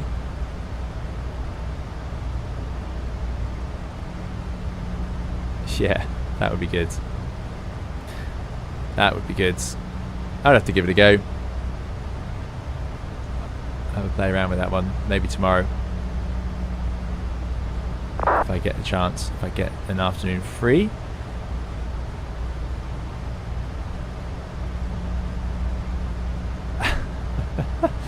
I love the amount of information on this chart. I mean, this is ridiculous. This stuff you've got to do.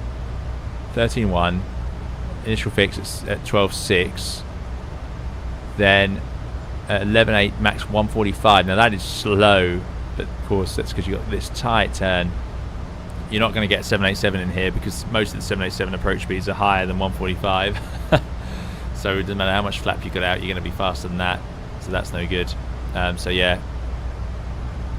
That'll be a 320, or maybe an iFly. Maybe we'll take this. Maybe I'll try taking this there. The problem with this aeroplane is my confidence of the vertical modes are perhaps a little less strong. Although it is similar to the 7.8. It just depends if it's advanced enough to have the same LNAV VNAV. Basically, you should be able to fly an LNAV VNAV, I would have thought, if it's coded.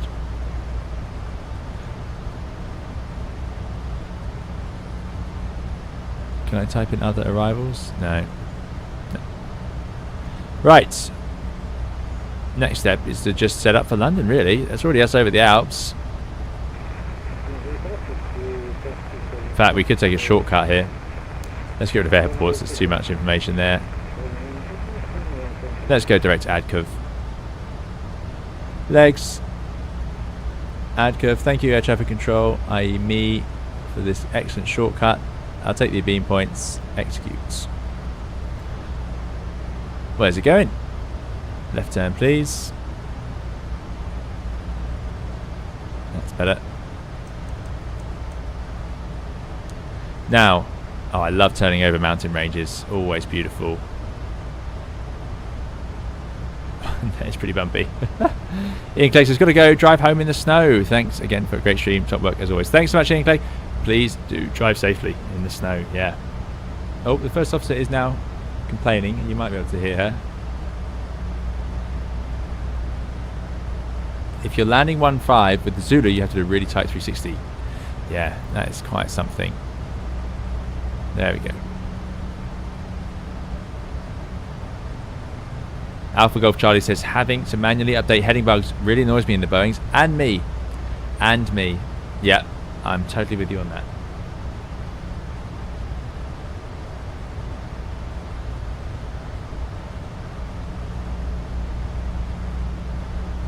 Very Short Clips wants to know how Barrow minimums work. Barrow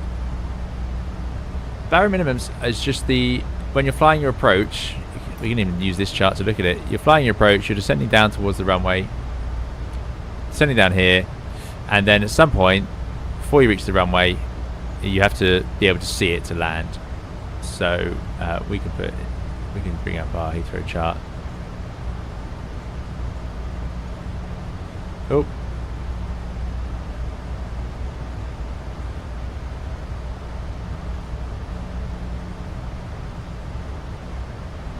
So if I show you 9 left, it should look a bit more normal. So you're descending down your approach, and you're 2,500 feet when you start. You're descending down, the numbers are ticking down, you're descending, descending, descending. And then eventually you have to be able to see the runway to safely land. If you're not doing a low visibility approach, so when we left Venice there, it was very foggy. That would be low visibility. But you, on a normal approach, wouldn't need to worry about that. So you would just have a point where you need to break out the clouds basically and see the runway. That is your minimums. And Barrow simply means that that's based on your altitude, your altimeter, which is over here, 36,000 feet, currently on standard, but we'll set the QNH when we descend. You also have minimums radio. That means it's based on your radio altimeter, which you can't see at the moment, but as we get lower it will show up on the PFD. And that is used for low visibility because it's more precise, especially when you're in lower numbers. But the Barrow minimum is totally fine for normal sort of minimums. So that's what it is. Sorry, Barrow. That's all it is really as an explanation. So if you can just put in a number like this. Awful switch, by the way. Horrible to use. It's just as bad as this in the real airplane.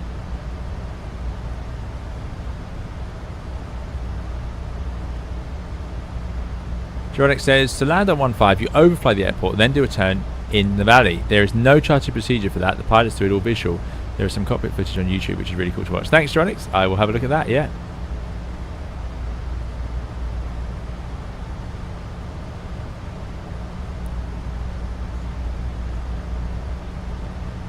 This video of that Dougal put is they're flying it in the pouring rain as well.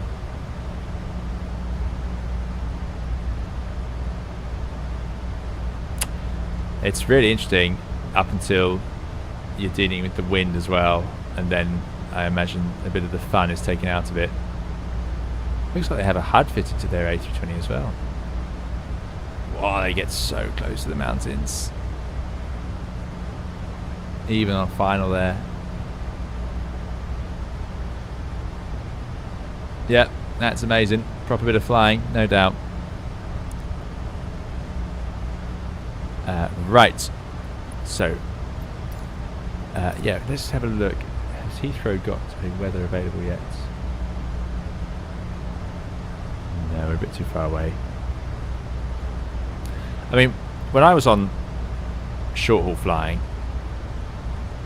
being... Oh, wrong one. I've definitely got to change how I've set up my yoke. This would be... That's not good. There we go. This would be, you know, a long way from home, right? We are still a fair way from where we're trying to get to, and you just find yourself, you know, with sort of this blank time in the cruise, and it could feel quite long. But now I'm on long haul. This is essentially home. Like, it's so funny how distances just change in your mind. I honestly consider Athens as being essentially home now, or even Iceland in some cases.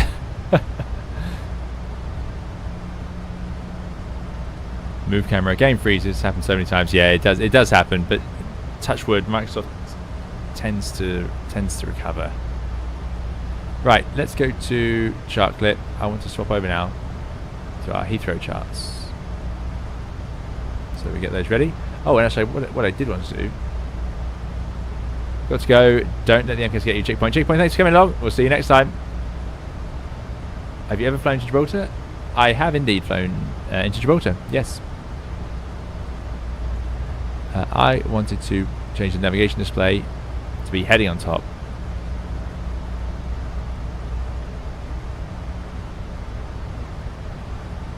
Range up, show traffic. Fine. Set. Heading, that's better. That's much better.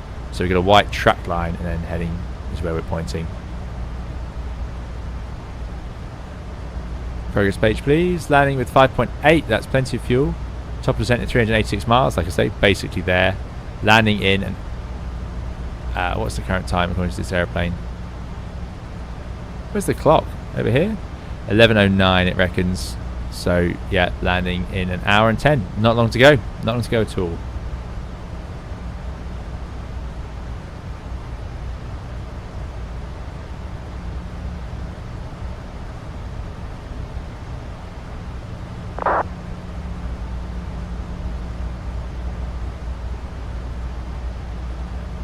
Again says, have you tried enabling the HUD?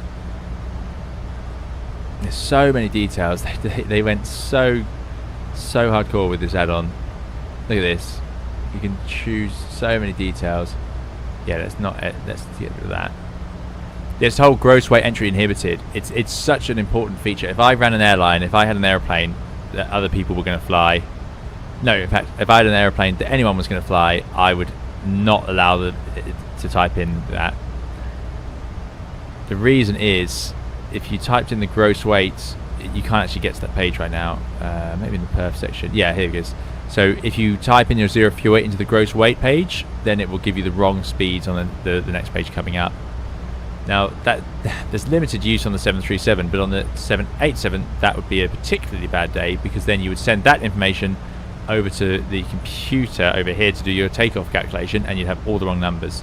And it has happened on all sorts of airplanes. So yeah, it's a great thing to not be able to type it in, because now, because I can't type in the gross weight, I can only type in the zero fuel weight. The worst thing I could do is accidentally type in the gross weight into the zero fuel weight, and therefore the speeds will be all on the higher side as if we're heavier, and that would be safer, because then of course it will give us much higher numbers or tell us we can't take off. Again, however, less likely to save you on an aircraft where you're doing the performance not in the built-in system, of which the 737 doesn't have it, nor does the A320. But 350, 78, I think the 350 does it like that. I'm aware that what I'm saying probably doesn't make much sense. I need a 787 in front of me to show you what I'm talking about.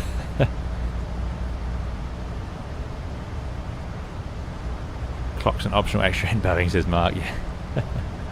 This is great. I think this is a great feature, having this on the PFD, the clock, date, time, call sign. It's perhaps a little more long hauly than short hauly, but yeah, it's still quite neat. I like the big screens. I think they're obviously more useful in the 7.8 because we can swap a lot of things around. Our CDU, for example, you can put up here. Your checklists are built into the airplane, so they can go here. It's pretty cool, and you've got another one down here to share. This is a little more limited, but it's still nice.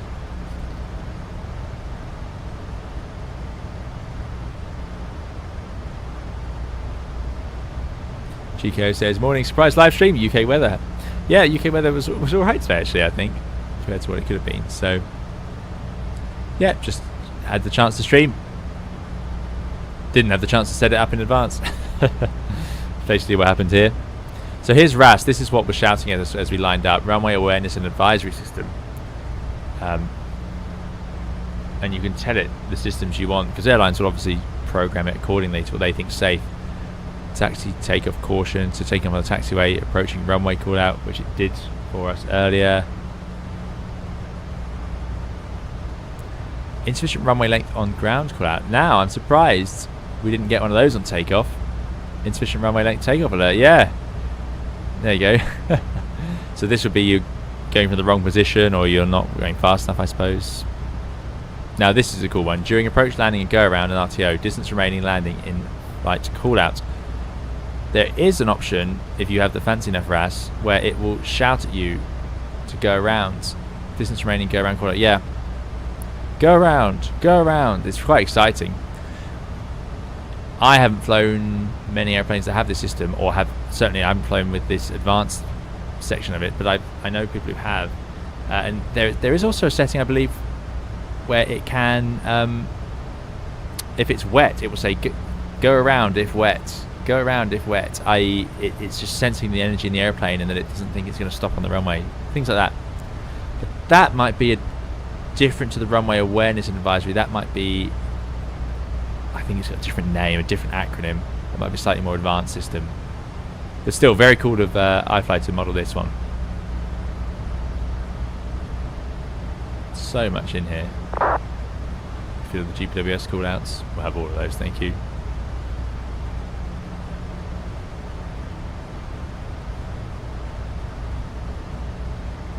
Yeah, very good. Do you think the 777X will actually release next year like Boeing said? Well, I don't know. I have no idea on that one. Delays in aircraft manufacturing deliveries don't surprise me though. Put it that way.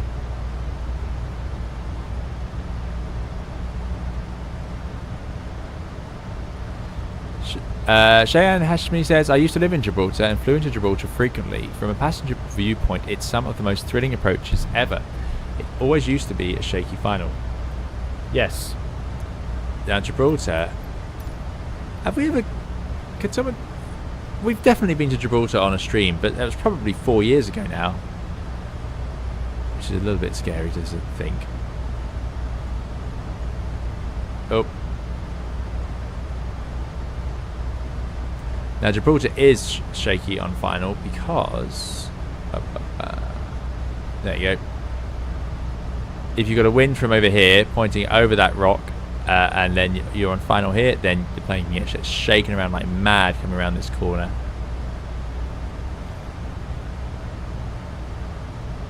And these are all the charts you get for it. Look at that SRA. Some airlines have coded approaches in, so you can just press approach and it just flies it round. But yeah, straight in there. That was obviously a bit easier.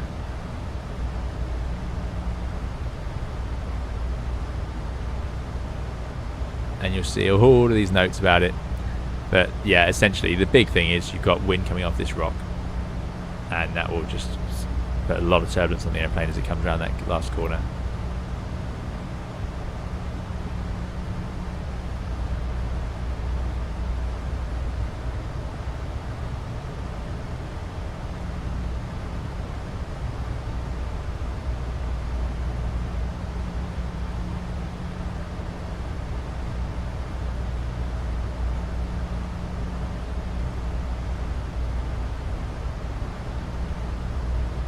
I think we took Concord there once. So Kayak says, don't say that. Good to see you again, says Kayak, but yes, 4 years. Soon enough it'll be 5. Thanks, Dougal. Yeah, if you are enjoying the video, do please leave a like. It does make a big difference.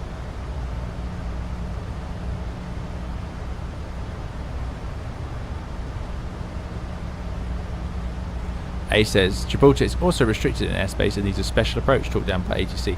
Yeah, so like I say, lots of airlines do have procedures for it, but yeah. Proper contrails, good to see.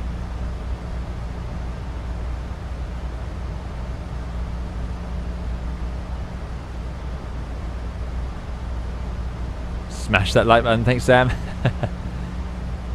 Charles says, would you ever want to become an instructor later in your career? You have taught sim pilots like myself a huge amount. Thanks for all the great content.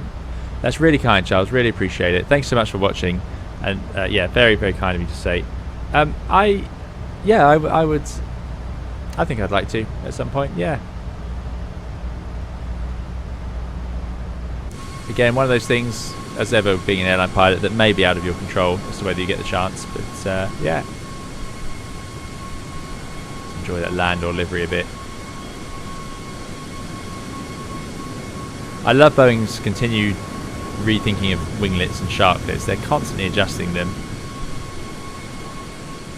Every airplane has a different take. I love these split ones, which look different to the really wacky split scimitar winglets that they put on the 737-800 for a while. These ones are a bit more simple. But I did like those split scimitar ones. Absolutely mad, like with 3 bits sticking out of them. Hard to believe it makes that much difference, but they obviously think so.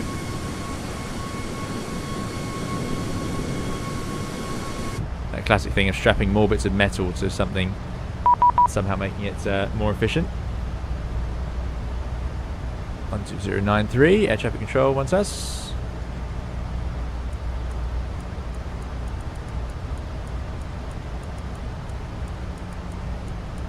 12093.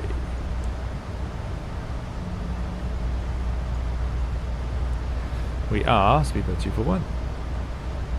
Control Speedbird 241, flight level 360.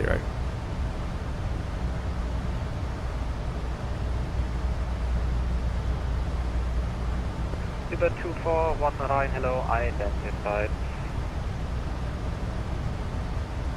Now, I didn't actually want to stay here the whole flight because I think we could step up to Autumn 375. We're at 36, so we could try 38. Speedbird 241, request flight level 380.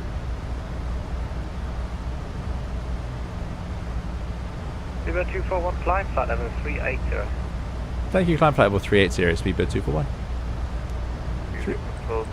80. Now, it says cruise 36. In the 78, I would now click in the altitude control, the altitude knob. I don't think that's going to work here. If I press intervention, yes, there we go, 380, that's worked. N1 VNAV speed. So it goes to climb rating, and it will take us up to 380. And we get that lovely retrimming noise.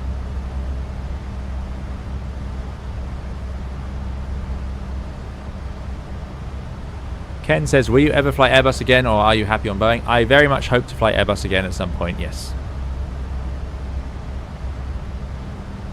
Peter DR says, I would be your pupil if you should be an instructor, but I'm too old and retired now. Oh, that's very kind, thank you. Yeah, I don't know if the chance will come along, but yeah. Oh, the clock works, that's good. Now I do like this transmit switch up here. Boeing's good for that. That's a good feature.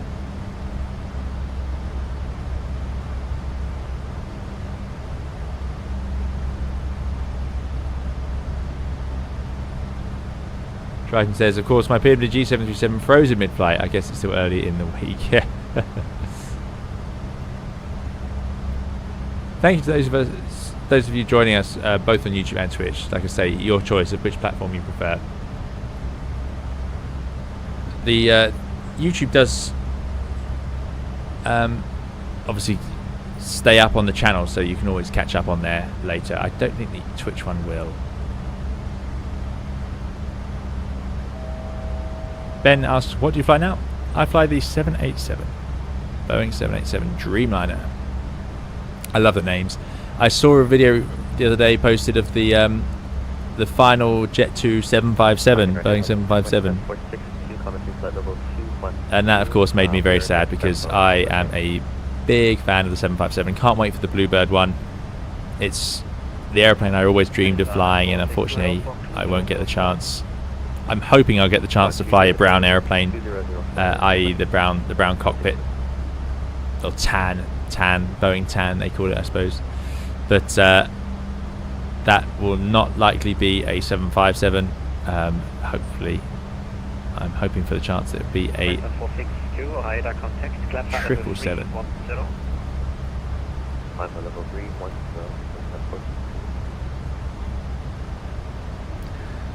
I cannot believe that these eyebrow windows are still basically there, and they just filled it in on the max.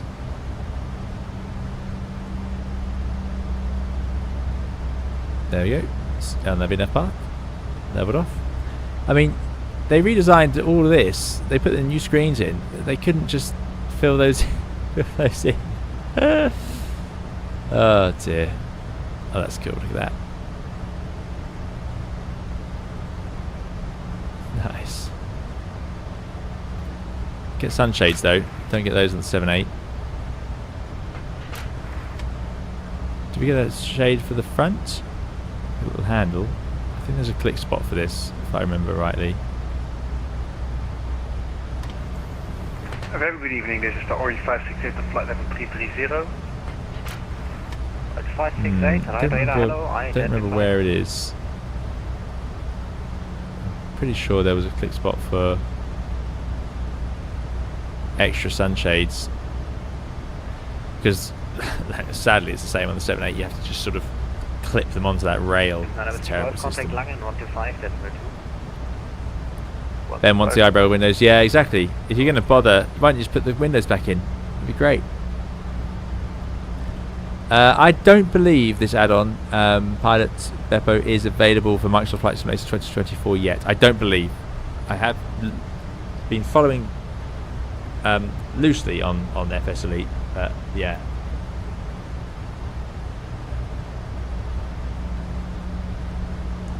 Ken Fode says, what are your thoughts on the 737 crash in South Korea? Why was there a structure at the end of the runway? I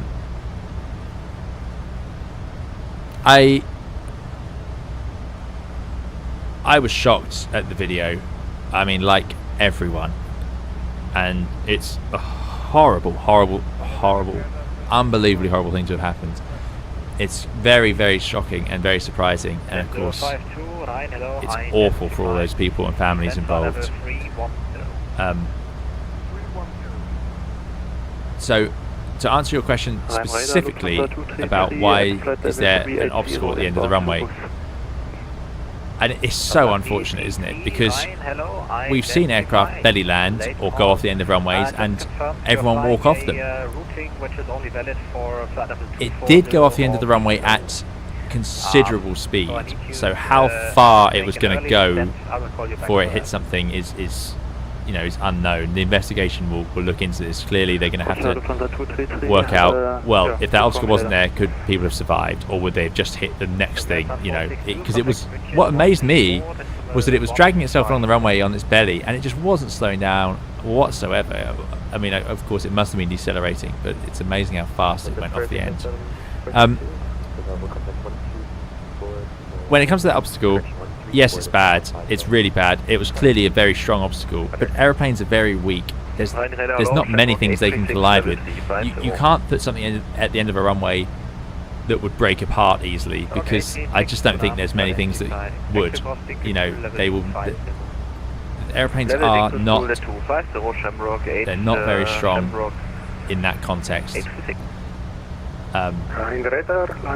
So all you're going to do is have another obstacle behind it, or a road or anything else, and it's just going to hit that instead. Whether that would mean less people were killed, maybe, and that's what the investigation will have to go into. But the idea that there shouldn't have been that obstacle so close to the runway is it's fair. It's surprising. It was a surprisingly big structure, that's for sure. But there's airports. Look at Edinburgh Airport. Look at the train line that runs across the end of runway, or under the threshold for runway 24. That's big, and that's not very far away. 122.785. Speedbird 241. Goodbye. 122.785. To cross level 250 at LAM. Ryan Speedbird 241, flight level 380.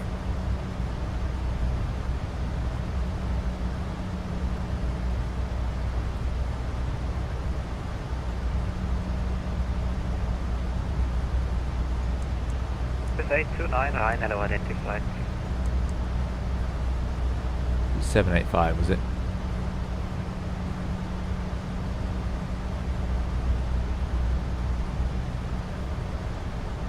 Ryan, hello, Speedbird 241, flight level 380. Speedbird 241, Ryan radar, hello, identified. Proceed direct DNAT. JDNAT, Speedbird 241, thank you. Excellent. Dennet.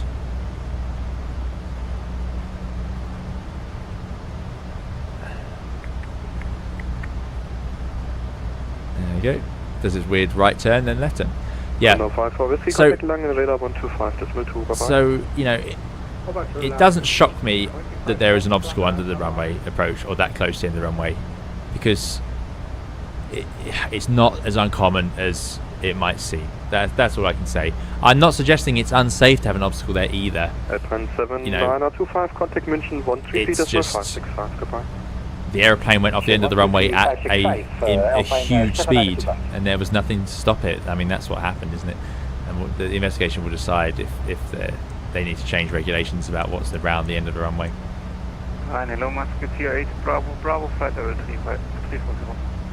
Musketeer 8 Bravo, run radar, hello, Marcus identified. Squawk 2072. 2072, 8 Bravo.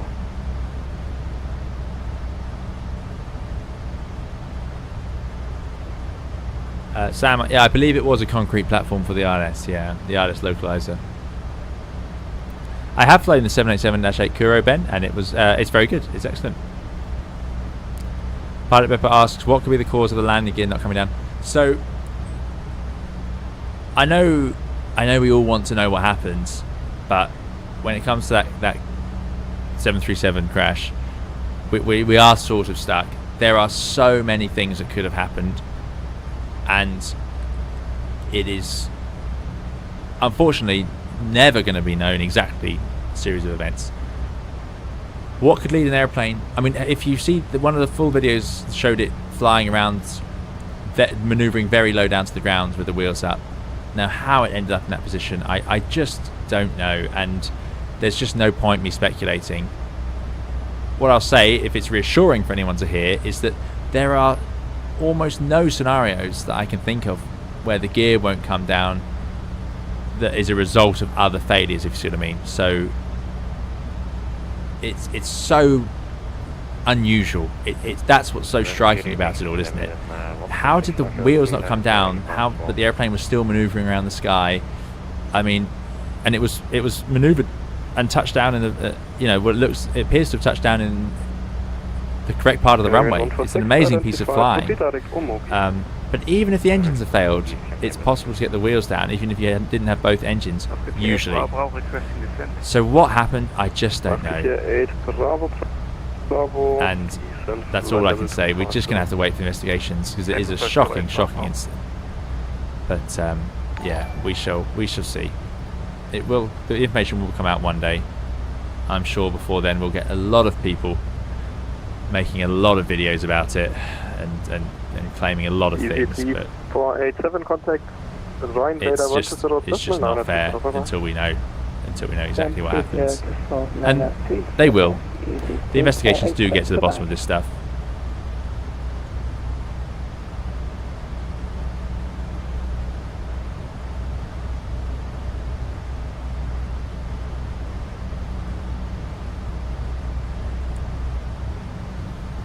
Nick says there, it seemed like the pilots panicked and rushed. The theory is that they accidentally shut down the wrong engine.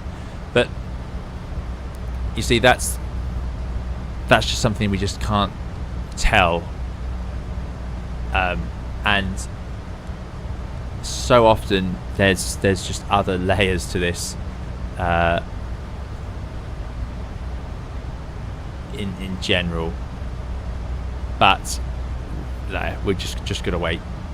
Just gonna wait. Bravo to enable better descent turn left heading 220.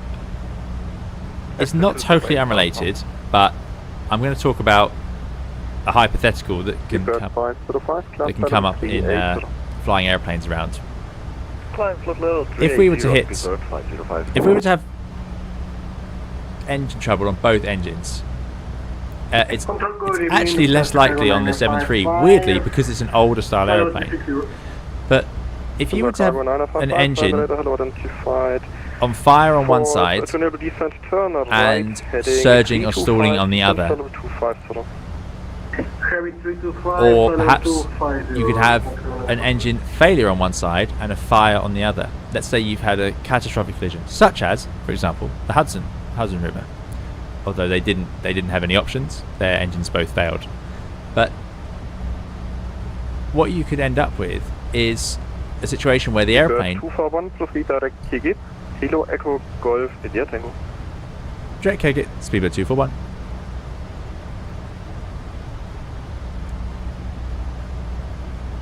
What you could end up with is a situation where the airplane will ask you to shut down the engine that's on fire. It will bring up the checklist and say, hey, this engine's on fire, you need to shut it down now, because it's one of the worst things you can have on an airplane.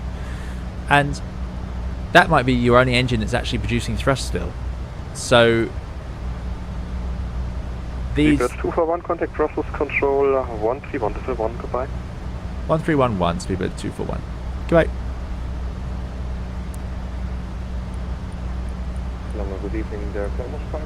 These are some of the things that can happen. So KLM 165 run radar good identified, proceed direct Batu. It's just amazing how complicated these situations can become. And those pilots were expecting to do a normal landing, and then, or I assume they were, and then moments later they were thrown into that situation. But yes, we will see. We'll see what happened in time. Okay, 105 for your information, you're inside the military area. The pilot is trying to contact you for about 10 minutes. Oh dear.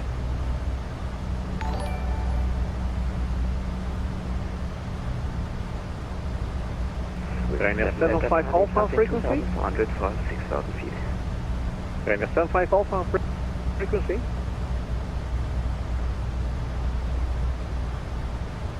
Swiss 7 Delta Charlie. Sounds very busy on this frequency. 2,500 feet. Climb flight level 230. Climb flight level 230 with 7 Delta Charlie. Unit 9 of Kilo Victor, Brussels, radar contact from present, direct Delta India Kilo, maintain flight level 340. There's no London air traffic control, so we can just do what we fancy.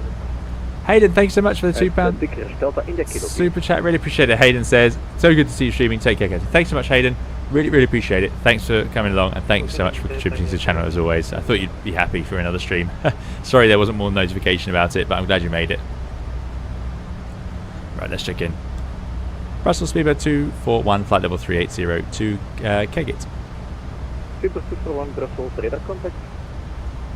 Good.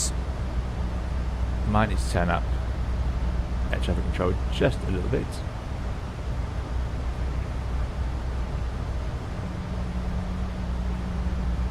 Right, yeah, nowhere from air traffic Alpha Brussels control there.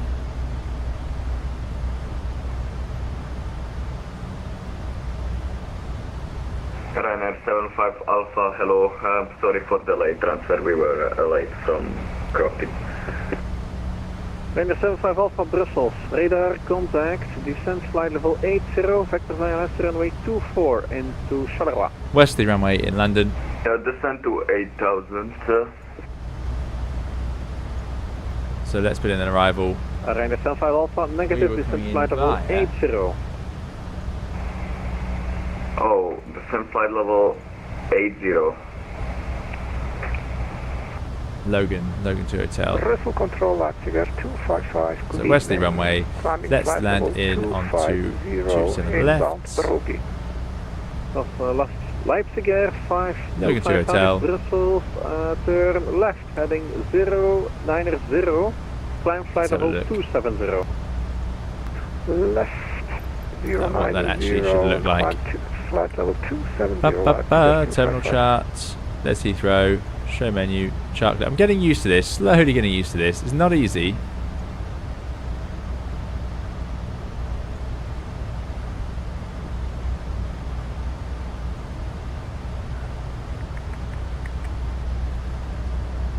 Not helped by this EFB being styled like a Boeing. Nordic 59er Whiskey, climb flight level 340. Come on, where's Logan to hotel? Why can't I see it? Climb 340, Nordic 59er Whiskey. Is that what I chose? Bristol Control, 1659 of it. 458, flight level 230, 8 Luton. Swiss 458, Brussels, radar contact, Logan, there it is. turn left heading 120, Logan to hotel. and report final level request. This is the approach charts. Left 120 and But yeah, final let's request let's is tick flight level 27 right, 27 left, 230, just in case the traffic control comes 30 online. to maintain. Complete. Maintaining flight level Good. 6458. And then we have the map available to us later. So landing at 27 left, rolling out, click into the right. Flight level Okay, that show's too loud. Canon 341 Air, Brussels defend departure pass and flight. Down again. Level 63 with a cleared level 60, climb now, flight level 250. Climb flight level 250, KLM 341er. FedEx November 280, leaving my airspace, no further see available monitor Unicom 122.8, bye bye.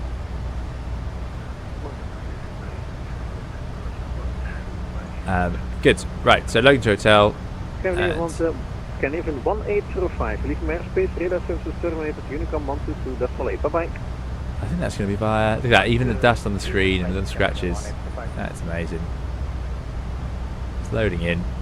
Brussels radar KLM 165. Did we get a top of descent? Oh, we haven't put an arrival in, that's why. Current passing flight level 239. I think it's via Lambourne.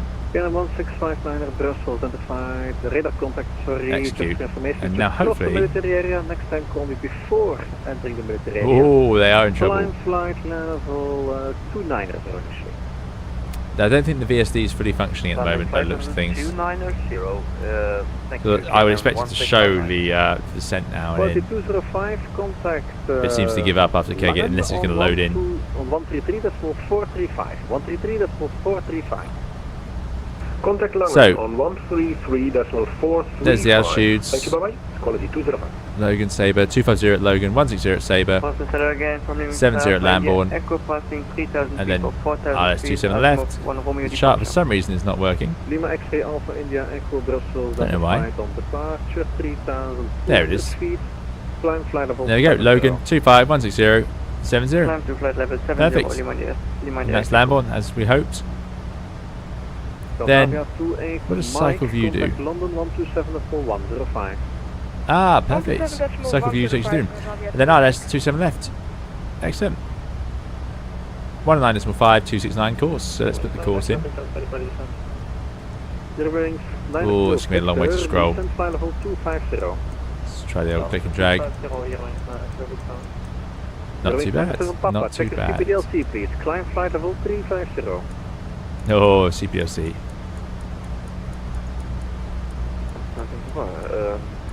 Sorry about that. 269. Just came in. I think there's a little delay, unfortunately. I sent 2 minutes ago. Yeah, well, 2 minutes. CPLC doesn't always work in 2 minutes in the real world. CPLC, it does fail. Messages don't send. People don't receive them. They take the delay can take too long. You actually have to set a maximum uplink delay, which is normally a bit lower, but when you go over the Atlantic, you set it to quite long so that it has a chance for the messages to send. So it can be very slow. 300 seconds is the uplink delay they make you set it to. 19. I mean 18. So that's more than 2 minutes. Yeah. Say again? A lot of air traffic We are controllers at, flight level just 180, revert to voice very quickly. 75. Yeah, your clear level is 80. 277. Could you say how much it is Let's put we the are minimums. new? Sorry. Flight level 80, please. This is flight level 80 for the Ryanair 75 Alpha. Is that 8,000 feet or how much? Oh dear, he's going to get in trouble. 8,000 feet when you're flying on 1013 hectopascals. 8,000 feet for an National Delta. Okay, KLM good. 349er, Controller was nice there. 127 bye-bye. Contact London 12, can you repeat frequency please? 127.105. Oh, we better not miss the call. It's making me nervous. 127.105. 277. KLM 349er, good day.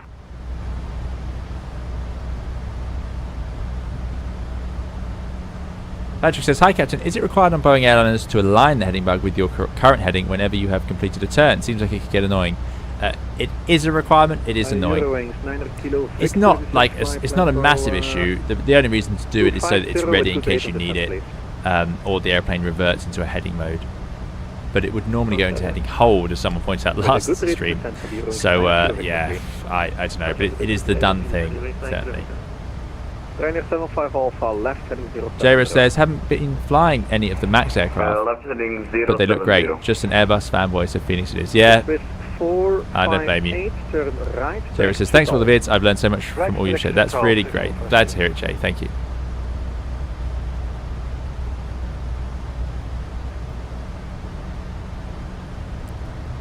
McCallan's talking here about whether there was damage to the other engine on this airplane that crashed in Korea.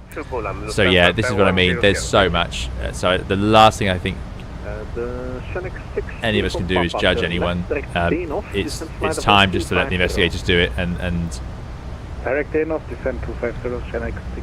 yeah, just hope it, you know, that they can find a reason so that no one else in the future will ever have to face that situation.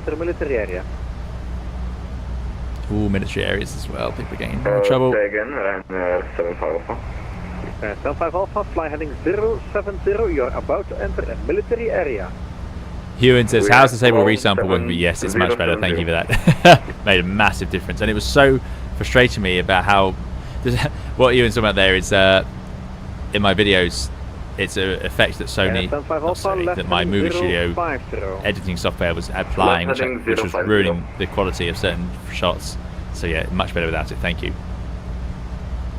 Hayden says, what's the 90k subspecial stream going to be? I think it's going to be long haul, but the problem is just working out which airplane to do it. I wanted to do it on the 78 in 2024, but I can't get my 78 to work. It's so buggy, and I don't understand why. I'm wondering if I need to reinstall the simulator. Perhaps the PMDG 777 in 2020 would be one. Lauren B says, not understanding standard altimeter for flight levels has been a huge issue on the network lately. I wonder why. Why is that suddenly a thing? How strange. Ah, Captain Wazza says, wait for the A350. That would be good, wouldn't it? Replicate our first long haul. Only one of two. Although we have done some 5+ hour streams, to be fair. 4 Prawns wants A350. Oh, wow, okay. Yeah, that could be good. Sam votes for A350. Trainer 75 Alpha, turn right, heading 110, descent flight level 60. Descent to 60, and can you repeat the heading? Heading 110. Heading 110. Fenix 6 Uniform Papa, descent flight level 180 to be leveled by Takeoff. I'd be curious if we're barely moving over the ground. Curious to see if the 350, how much we remember from our attempts with it. I remember enjoying it. That was the flight factor, wasn't it? The flight factor 350 for X-plane. And I remember finishing the flight going, that was really good. Really liked that. So that would be really good fun. Maybe we'd fly it back from the Maldives, although that would be a lot longer. Especially if you had these ridiculous headwinds. I think we'll keep going east around the world just to keep the flights within reason. Our last long haul we ended up in Australia, didn't we? Look at that, barely moving. And this is right up on the pole anyway. It's called being on the barber's pole, this, when you're flying along right under the red line.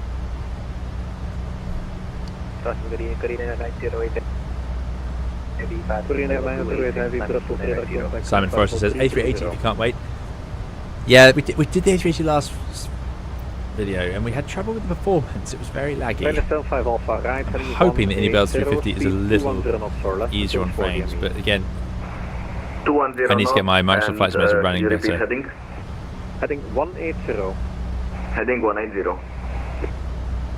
Nordic 5 naar Whiskey, Brussels. Nordic 5 naar Whiskey. Nordic 5 naar Whiskey, called you numerous times. Turn right, heading 030, climb flight level 350.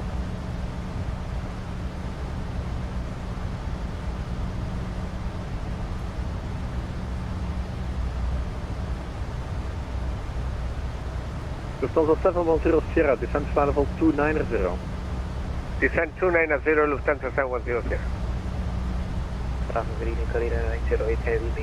can feel my frame rate's dropping as we get towards London. Heavy, as cleared, climb flight level 330. Oh. Blue Max 8 November Alpha, turn right, direct to Ramba intersection. See, I'm only using 18.6 gigabytes of RAM right now, so explain that one. Alpha, Roger, direct Ramba. Maybe it's VRAM it's complaining about. 75 Alpha, that's pretty right full. 210, cleared ILS 24. Right heading this controller is busy. I can see why they I cleared ILS 24. Yeah. And clear ILS 24. I can see why they're being quite... The light figure... I think they're being nice actually. I think this controller's being very nice. I just think they're very busy. Can't believe they're vectoring as well. Right, let's do landing performance. Does it have landing performance in here? We've done our minimum.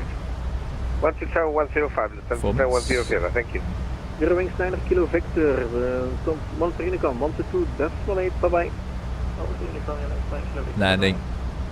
The Swiss 7 Delta Charlie, contact Ryan 122.785, dry. bye bye. Ryan on 122.785, 7 Delta Charlie. What is the weather? Temperature in London 3 degrees. Crikey. QNH 1,0,0,2. Brakes. Let's go for. Let's see all the brakes 2. That's got to be enough. Descent to 4000, can you repeat? Anti-ice. We'll have engine anti-ice. Aircraft config. Sorry, air conditioning is on. 1002. Flaps 30, I think, would be normal. 1002. That's 1002. weird, because it's not asking me to enter a weight. I'm guessing it takes that from what it is. It's giving us the limit. Because this is the dispatch landing performance. Now, this is an easy error to make as well. Again, it's easy to do on the real aircraft as well, because it shows landing. Okay, landing performance, perfect. You go to landing, you do all this, and then it goes, no, this is dispatch. Well, why would I need dispatch landing performance? Sat in the cruise. This is showing us the maximum landing, so basically we can go in at max landing weight, which is no surprise at all, because the runway's massive. Landing distance, it's going to take 2,400 metres. Runway at Heathrow is 4 kilometres, so yeah. So anyway, show on route, and it will change to this. So we got no failures, but look at that, you can choose all the failures just like the real aircraft. This is amazing. And we'll go. I hope I didn't miss a radio call there. All operating. Let's just go all in op. Let's say we're not. 458. I don't want to use any reverse. There we go. So we should have a final approach speed of 148. That's at 66 tons. Current gross weight. Does it write it anywhere?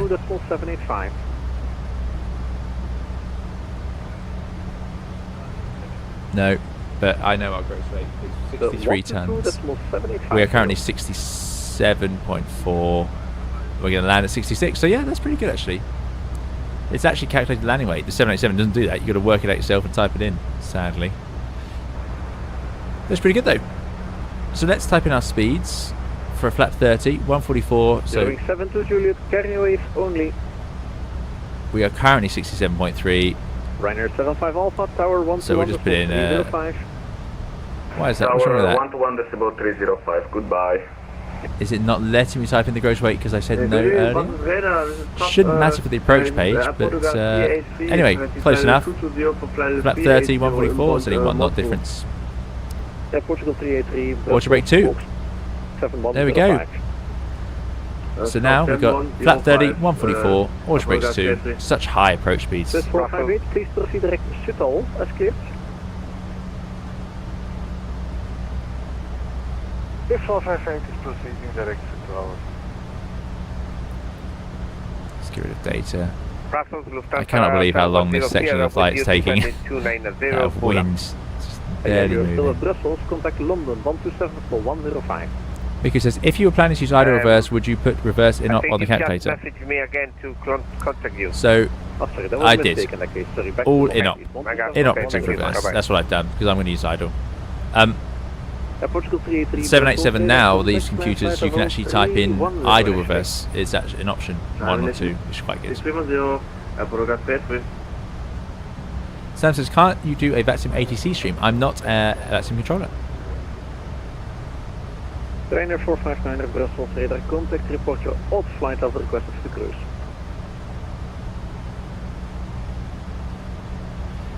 Rio Dale says, what do you think of the new flight dynamics in Microsoft Flight Simulator 2024?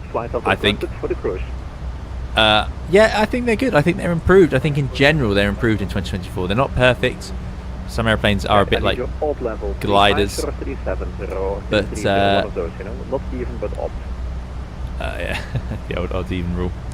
Yeah, so I think there's definitely improvements in it. I'll say that. Yeah, I think out the box, a lot more of the add-ons, especially a lot of the default aircraft, feels so much nicer. But you know, this airplane feels lovely. But that's because iFly did a great job with it. And direct Helen. Do we have a contrail? We do. Yes. Versus control off and 140 Lima.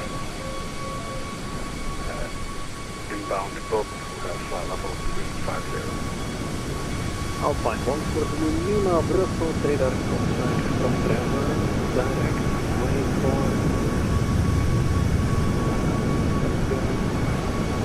direct ramp up please. Direct to ramp up, Alpine 140. Bravo, good day, let's go 6 uniform 29, although climbing take back. Chicago 16 from Brussels, radar contact. New Mexico Alpha in the Echo, contact Langen 133.435. Bye bye. 150.45, remain Echo Chow.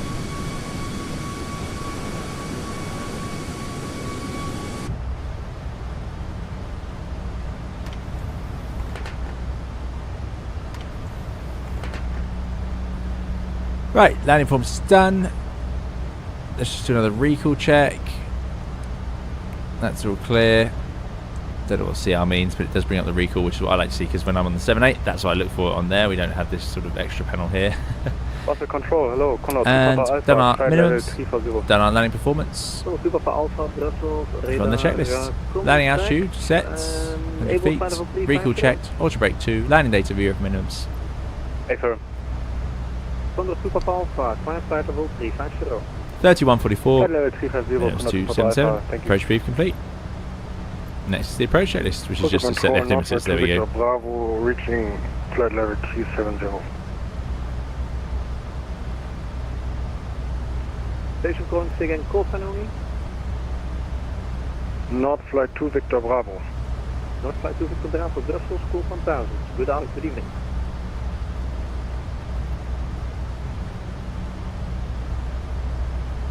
North flight 2 Victor Bravo, squawk 1000 please. Swim and Climb says, it's such a great aircraft. I set it to 1000 to Victor I assume you're talking about the iFly. Not enough, sorry. Yeah, this controller's being very good actually, given the amount of different people. Victor Bravo, squawk 1000.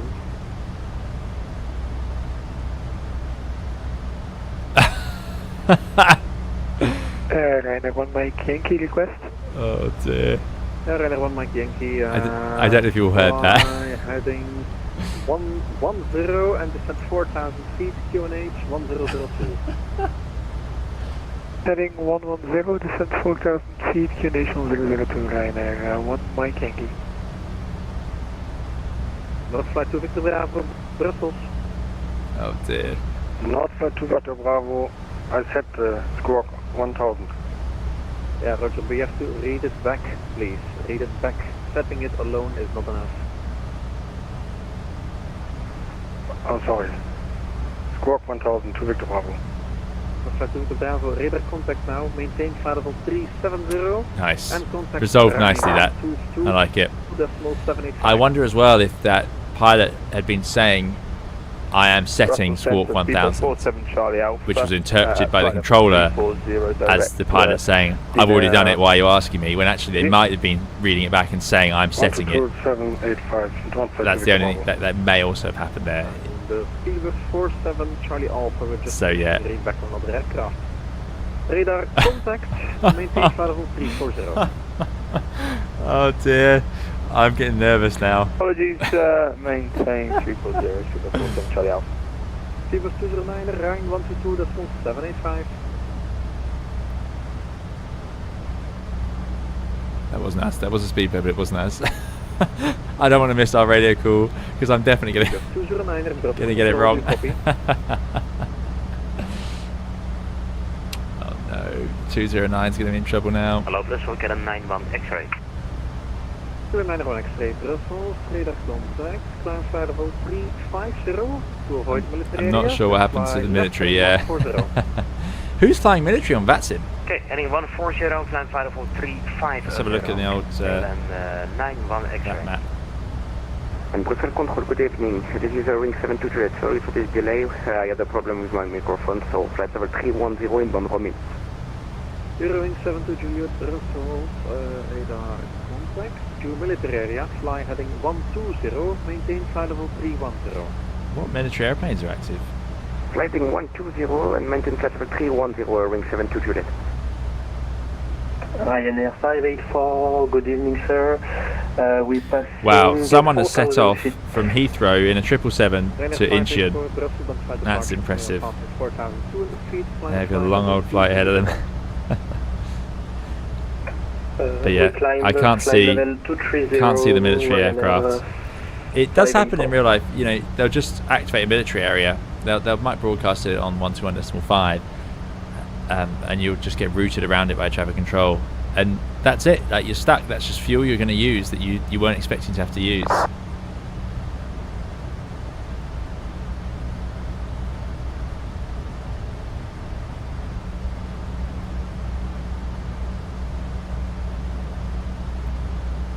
Physical characters, god tier patience.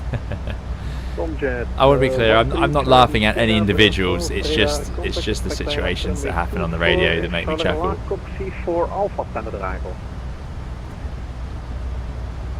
I have made plenty of gaffes on radios over the years. So 241 contact London 1274105. 127105, Super 241. Goodbye, thank you. Come the 2 Papa Alpha, leaving my space, Airbus A320, Uniform 122, that's right, bye. Whoa. I think we got away with that, which is a relief. 255 request. Is this London? 127105? Have to get 255 to 10,000 station 1 to Uniform 122, that's right, bye. 122, that's right, Leipzig 255. I just didn't want to upset the controller. The controller's being fantastic. And everyone's being very nice on that frequency. It was just there's a lot going on there. Right, was this a London frequency?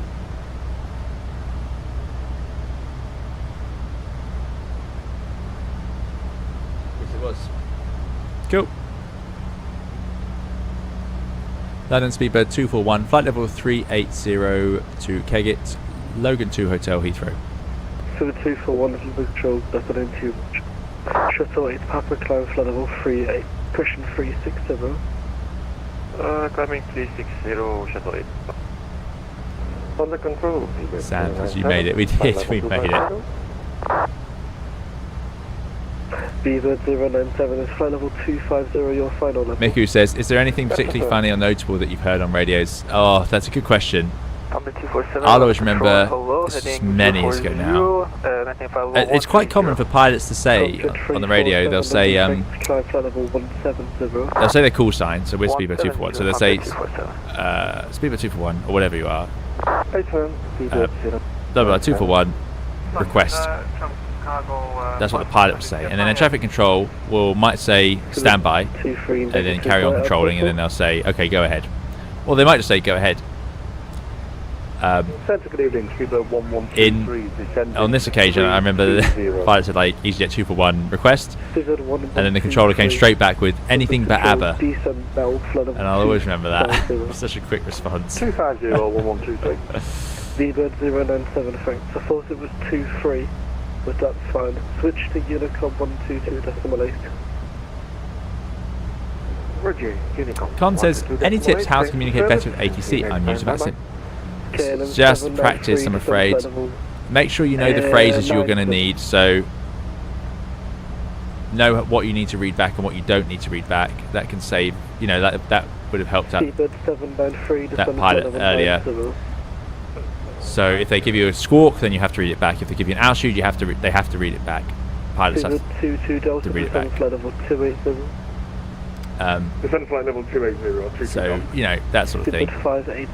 Generally, you have to read most things back, frankly. And sit and listen to the frequencies at the airports for a little bit. So just get used to what people are saying, then listen to the, you know, the departure frequency or the cruise frequency. Turkish 20 And yeah, beyond ATC, good, valuable for practice. Yeah, there you go, it's a good idea. Turkish 20 Tango Kilo, London Control, climb at now, flight level 150. Flight level 120. Lauren V says, I find it kind of surprising that the same sort of tall military areas don't really work the same way or even really exist. The iFly aircraft are not prohibited from entering MOAs, for example. Yeah, interesting. As a commercial pilot, you lose a lot of your sense of airspace classifications, because we spend our entire time in controlled airspace pretty much. It's different on long haul. Finally, we're out over the water. Goodness me, this is taking a while. Yeah, you spend a lot of your time flying over flying in controlled airspace, so you don't have to worry about it as much. You're your controllers will tell you, they'll speed you to the next controller, they'll put you Speedbird to the right 241 when airspace. ready, descend flight level 250 to be level by Logan. When ready, descend flight level 250 level Logan, Speedbird 241. Transavia 28 Mike, London control, route direct at 250, Delhi. get my pen ready. I'm gonna start writing this down. 250, Shamrock 6 Echo Tango. Oh, it's a long way on this one. 122.8. 250, when ready. So we're in VNAV path, so it should start its descent at top of descent. It should be aiming for 250 at Logan. Unfortunately, Shamrock 6 Echo Tango, we won't switch see. to But, Unicorn oh, there it is. No, it is working now. 122.8. Excellent. So, Unicorn 122.8. so I believe London control. on the 78 it would show you the line down through that, so it will be planned out. There'll be a solid magenta line where you are whilst you're in out there. It's not showing that here. I wonder if that's to come later or whether the 73 just doesn't do that. But yeah, I would expect to see it. It would show you your top of descent and then the line down. Let's have a sensibility check. Logan is 40 plus miles away. We've got to lose 12,000 feet. So that's at 3 degrees, 36 miles. Got a headwind. We're going a bit faster. So yeah, I think that's about right. I think the top of descent is calculated. It's pretty good. When you have a strong headwind like this, air traffic, it might tell us to start our descent sooner than that. Delta, thank you. Advice to the Tickler Kilo with you, 4,500 for 6,000 Brooklyn Parks, 7 Golf. Eworld, good to see you. Eworld says, a few weeks ago I was at KSFO and had a pilot requesting VFR clearance to Tokyo in a 777 and kept saying he was sure about his VFR flight plan. Well, I mean, you can do it. I don't know if there's any law about not flying a 777 VFR. It's perhaps more of an issue flying out of the ocean. VFR. Actually remaining VFR, but I've heard stories of pilots, you know, being stuck in certain places or without flight plans and so on, and needing to choose VFR to get the show on the road, as it were. Very rare, very rare. Most airlines will have a rule in their ops manual that says all flights will be IFR. Squawk or Charlie. Roger, we'll recycle fire 864. Negative, Squawk or Charlie, turn on. Standby. We're indicating Charlie fire for 8645. Lauren B says, even though I've given cross Altor at flight level 320, I'll still often say start your descent now. Maintain 320, contact Chicago Center. And very often the response is, yeah, just now top of descent. There you go, yes. So what's happened, you know, what happens when you have a strong headwind like this? Air traffic control have a profile they expect you to fly, but if you have a strong headwind, we'll probably end up descending much later than they expect us to, because we can, because we'll still make the altitude restriction even though we're descending later, because the strong headwind means we're not going so fast over the ground. Speed 220 knots or greater. 90 and speed 220 knots. Okay. So you can see there that magenta line, that's where my hardware thrust levers is set, so I can see where they're set to, but they're not actually going there, so that's really good. So I can actually just match them up and then disconnect, which is what you would do on the 320, funnily enough. 320. All throttle system is armed. In the 780 it would say hold, and actually you'd have control over the thrust levers now, but this one's in arms. And VNAV path, looks like it's keeping a good profile. This is working out nicely. And we can see we're making our restriction at Logan. Love it. Lufthansa 7100 reports your speed restriction to Gatwick Director 126.8. Captain Wazza says, been VAT simming for over a year now, over 500 hours. Can't fly offline anymore. Still get a little excited fright when the triple pings contact me code. Yes, exactly, yeah. That's great. No, there's a certain dynamic side to having air traffic control with real controllers. It's enjoyable. It's enjoyable to be a part of the big system with lots of people, and then to also not truly know what's going to happen. You know, they could give you something unexpected. Drag required. See, it's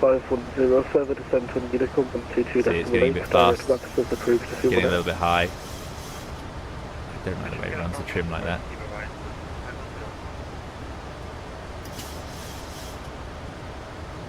The planned descent speed is 320 knots. That is pretty fast. But that's good news for us. We're getting on the ground quicker.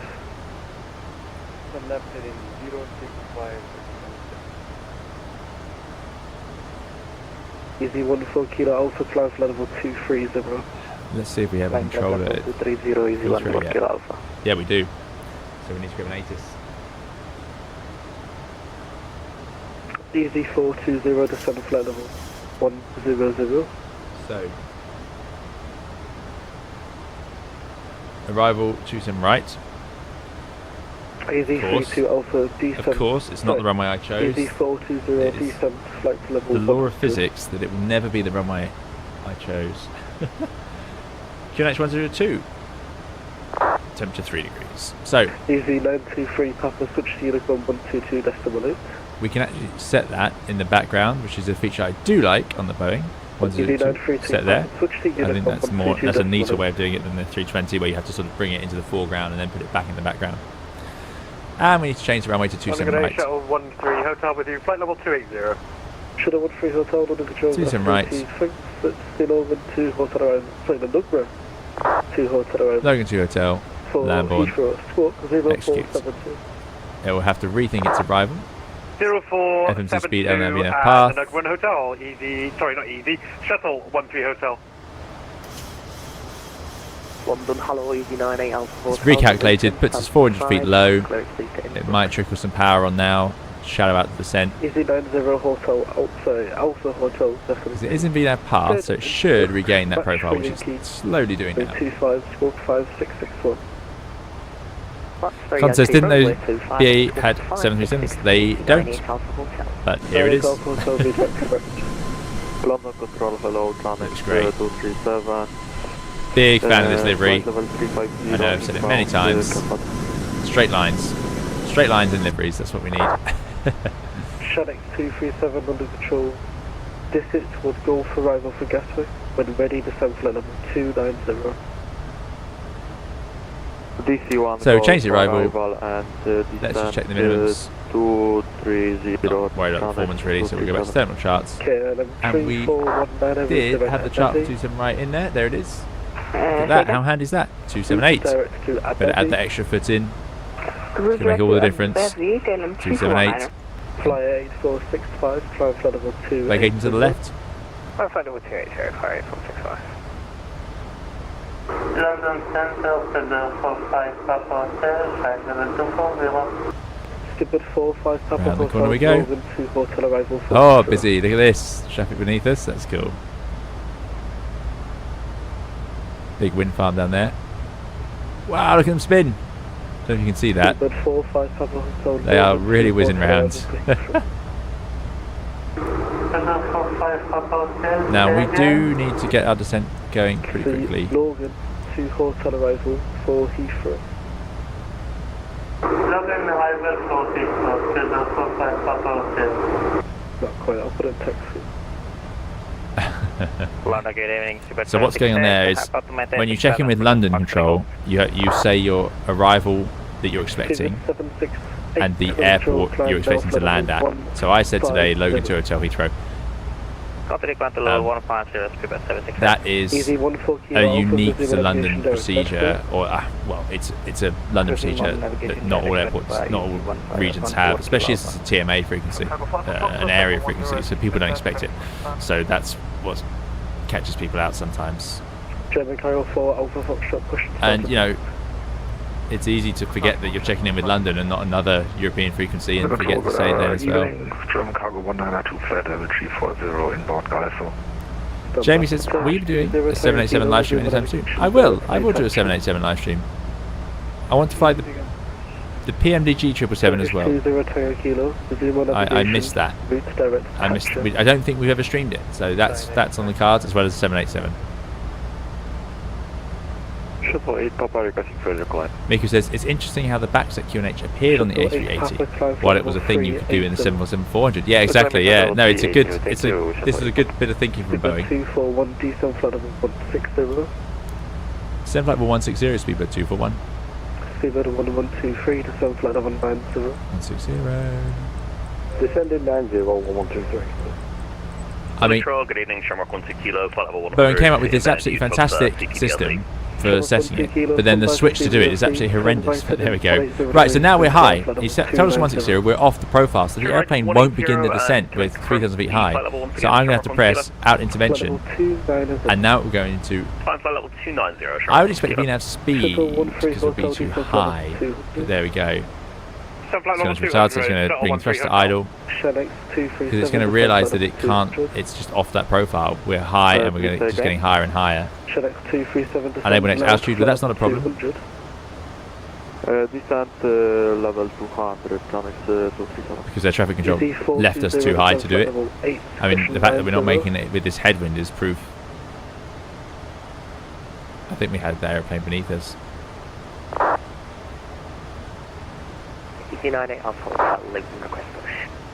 Push. Let's set the TCAS to below. Look way beneath us. No one down there. Good evening, We are actually making up on the profile a little bit. Not bad. Grumpy Toffee says, why have I only just discovered that's in radar, tracking Speedbird 2 for 1 on there? Excellent, yeah, exactly, that's what it's good for. Nordic 32 Alpha descent flight level 110. Descending 110, Nordic 32. Nordic 32 Alpha contact director 126825. Say again for Nordic 32 Alpha? 126.825.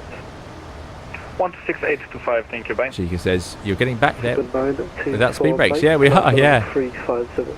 I'm surprised. Yes, we're flying 350, speed 192 Mike. Suggests there's a bit of an error in the calculations. Switch to uniform. Nice day though in London, look at this. Glorious. Speed 241, speed 230 knots. Speed 230 knots, speed by 241. We won't make the Sabre restriction in that case. Speedbird 1123, speed 250 knots or greater.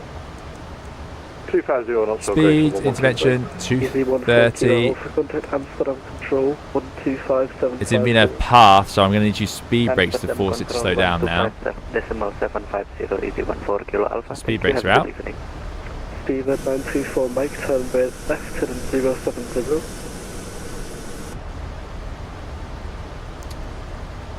Speedbird 768, He said he didn't mind about that restriction, so I'm just going to obey the speed restriction first. So let's do 1,000 feet per minute, MSFS speed, VS, and we'll slow it right down to 230. Speedbird 924, Mike, turn left at 065. There's traffic about, what's that, 8 miles ahead of us? Sorry, did you mean 924 Mike? 0. And we can see our minimum clean speed is 211, so that's good. We can fly 230 clean. What are we following? Good 41 Hotel Alpha London Joel. Roger. We're following the 1123. They're coming in from Berlin. German Tango 4 Alpha Foxtrot, thanks from 27 in use taxi in short. Hopefully we'll get straight in. 230, speed brakes away. They're very directly responsive, these speed brakes. On the Airbus they're a little bit slow to put away again, but no, not on this. There's 160, almost there. You didn't miss the restriction by much actually. Easy 153.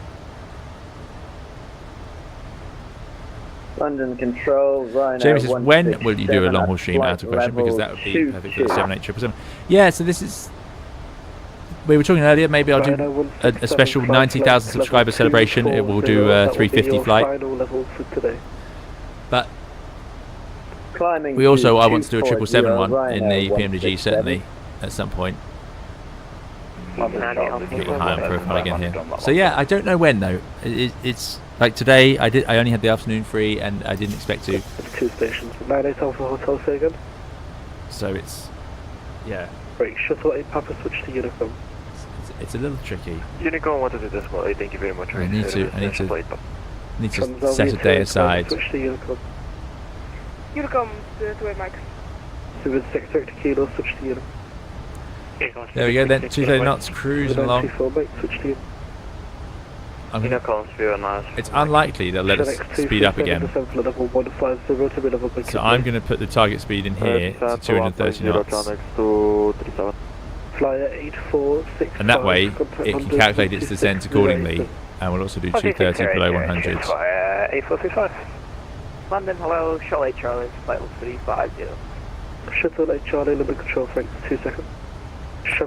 And now the airplane's profile is based on that, which will just help it be a bit more accurate. Just because I don't think we'll speed up because we're just following this traffic 10 miles ahead. Can we request 340 as our final for today? Shamrock 12 Kilo. And I hope we get to speed up again. Stop flying, level 340.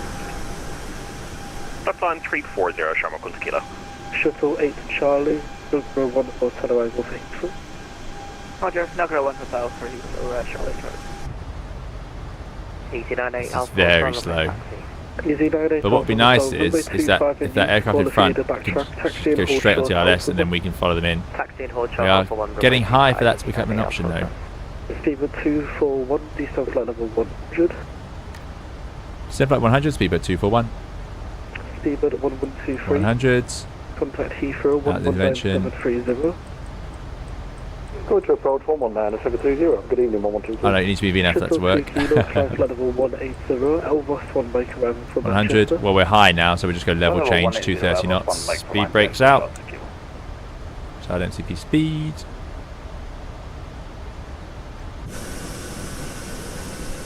And that will goes down pretty quickly, 4,000 feet high. Now something we didn't do is when we change runway, we need to retune 269 1103. 269. Easy 153. And I say retune, we need to actually tune in the first place.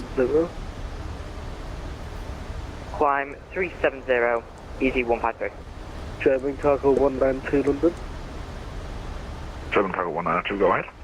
When ready, descend flight level 13. Sorry, there we go. 300. Why on earth do I have to tell it it's a VOR and ILS? Why can't it work that out itself? When ready, descend flight level 300 to be level at that has annoyed me. 192. London shot 13 hotel request to descent, please. Shuttle 13 hotel descent flight level 80. I can't believe this is the new radio system and it makes me tell it there's an ILS. Well, of course it's an ILS. It's an ILS frequency. Anyway, 787, of course, you don't need to tune the ILS. It does it through the database. But I would have thought this would do it as well, frankly. So I'm surprised at that one. Easy 6371 London Control, thank you, and climb flight level 297. Chica says, I got used to the nav radios automatically switching to ILS mode on the PMDG. Speedbird 23, question 241, contact London. Sorry, Heathrow Director 119730, good evening. 119730, Speedbird 241, good evening. Ryanair 165, route direct to Welling and maintain flight level 240, that is your cleared level. 11973. Also, London yeah, so on the 78 you don't have to tune in ILS frequencies at all, so what the real 73, I don't know, flight data sim is going to be the reference for this sort of stuff. Flight level to 11973, in that goes. Also, I wish you could type in like this. I love numerical typing in. It's much better than dials. It should definitely be a feature on the definitely be a feature on all radio panels, and it is on the 78. It's great. The Dash 8 had it, but the Airbus doesn't. The Airbus, although the new Airbuses do now have, I believe, have a typing in system. It's so much better, so much quicker, so much less distracting. Right. Spin 96 Mike, Heathrow Director, climb now, flight level 180. We need to check in, otherwise you're going to have to enter the hold. Director Speedbird 241, descending flight level 100 to Lambourne 737 Max with Sierra. Speed 241, Heathrow Director, hello, leave Lambourne heading 205, descend flight level 90. Leave Lambourne heading 205, descend flight level 90, Speedbird 241. So Speed 241, did you have a speed restriction? Apologies, yes, 230 knots. Thank you, Speed 241, maintain 220 knots. Maintain, sorry, was that 220 or 230? 220 knots. 220 knots, Speedbird 241. Speed 1123, turn right, heading 300 degrees. Once right. established on localizer, runway 27 right, descend on the guide. Better get that heading in.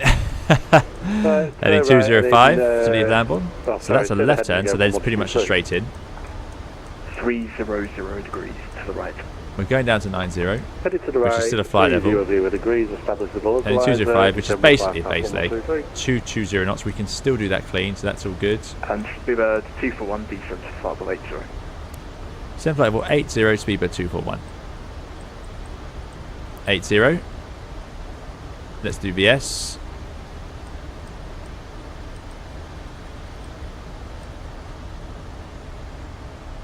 Speed brakes away.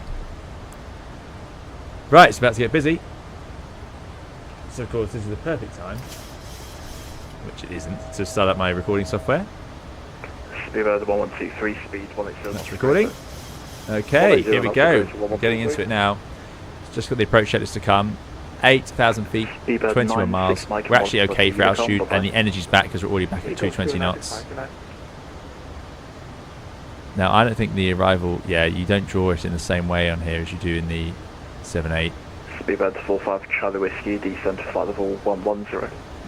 So I'm just going to do an extended center line, as it were. So I'm drawing out the center line because we're not. Speed 1, range 25 miles, runway 27 right, descent of altitude 5,000 feet, QNH 1002. Descend 5,000 feet, QNH 1002, speedbird 241. Cool. So we've done our center line, going into 5,000, keep it coming down. So we'll go VS. Let's do 1,000 feet per minute for now. Sending to 5,000 feet. 7.8 again has an auto and an auto mode and a thousands mode, so you can change that much more easily than that.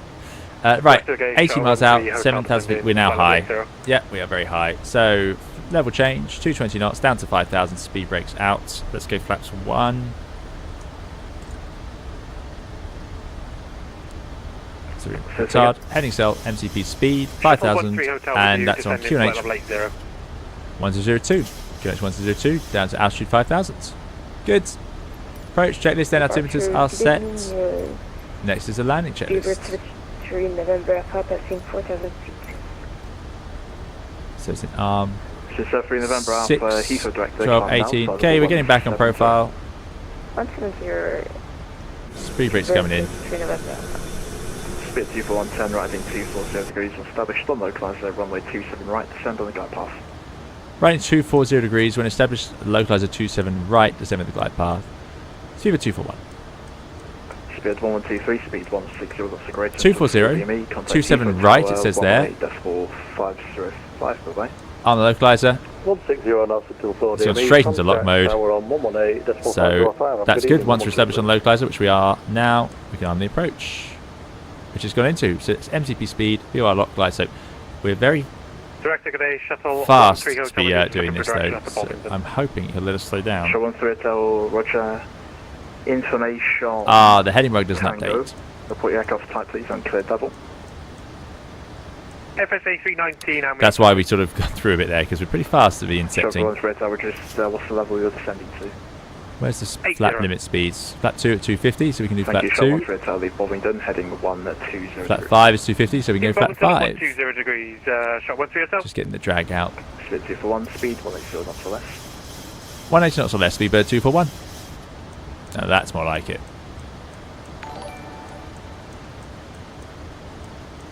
180 knots, speed brake out, get the energy out. It's not, we're not too fast really. We've got the room to slow down. It's just more having the nose down like this whilst descending on the RLS. It's just a really uncomfortable position to put an airplane in. So you don't want to be clean coming down a glide slope at 200 knots. It's just a little bit awkward. Victor, thanks so much for the 30 Polish Lottie. I do recognise that, PLN. Victor says, thank you, your streams are very motivating and not less entertaining. That's very kind, Victor. Thank you so much. Really, really appreciate it. Thank you for your support. Thank you for coming along, and I'm glad you're enjoying the stream. I'll put in a second order pilot, so it should go dual, or whatever it does later on. I think it'll say something different, not single channel. But yeah, thank you so much, Victor. 241, contact Heathrow Tower, 118.505, bye. 118.505, speedbird 241, thanks, bye. Busy, busy. But yeah, thanks so much, Victor. Appreciate the support. 118.505. Come on, radio. Please get there quicker than this.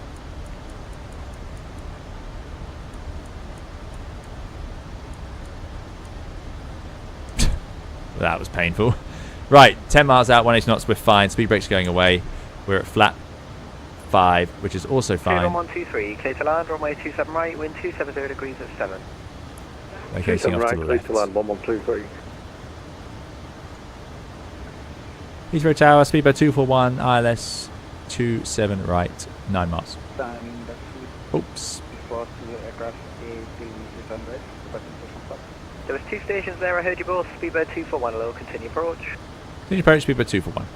Speedbird 11 Yankee Alpha 242. Right, we've not been given any further speed reduction. I'm going to come back to the 5 speed and I'm going to start slowing down now. So flaps. Tower appears as 10. an aircraft in the middle of the field with the strobe lights on. Quite confusing, 1123. On the runway? No, in the terminals. Oh, okay. There's radio temperature I was talking about earlier, 2,400 feet. So that is now alive. Flying right next to me. And it's time for the gear and flat 15. And Heathrow, this is shuttle 1388, type Airbus A320. Get down. Stand 522, ready Flat to push. 15. Bid 1388, thank you. After the company A319 behind you taxis away, push approved 522 feet. Pretty quick travelling gear, that. After the taxi, or sorry, after the company is clear behind, cleared to push, base east for shuttle 1388. Wow, even at flat 15 we can't do 160 knots. Min speed there, like 163. That's impressive. 25? 25 we can do 160, yeah. 160 is a typical sort of approach speed at a busy airport like Heathrow.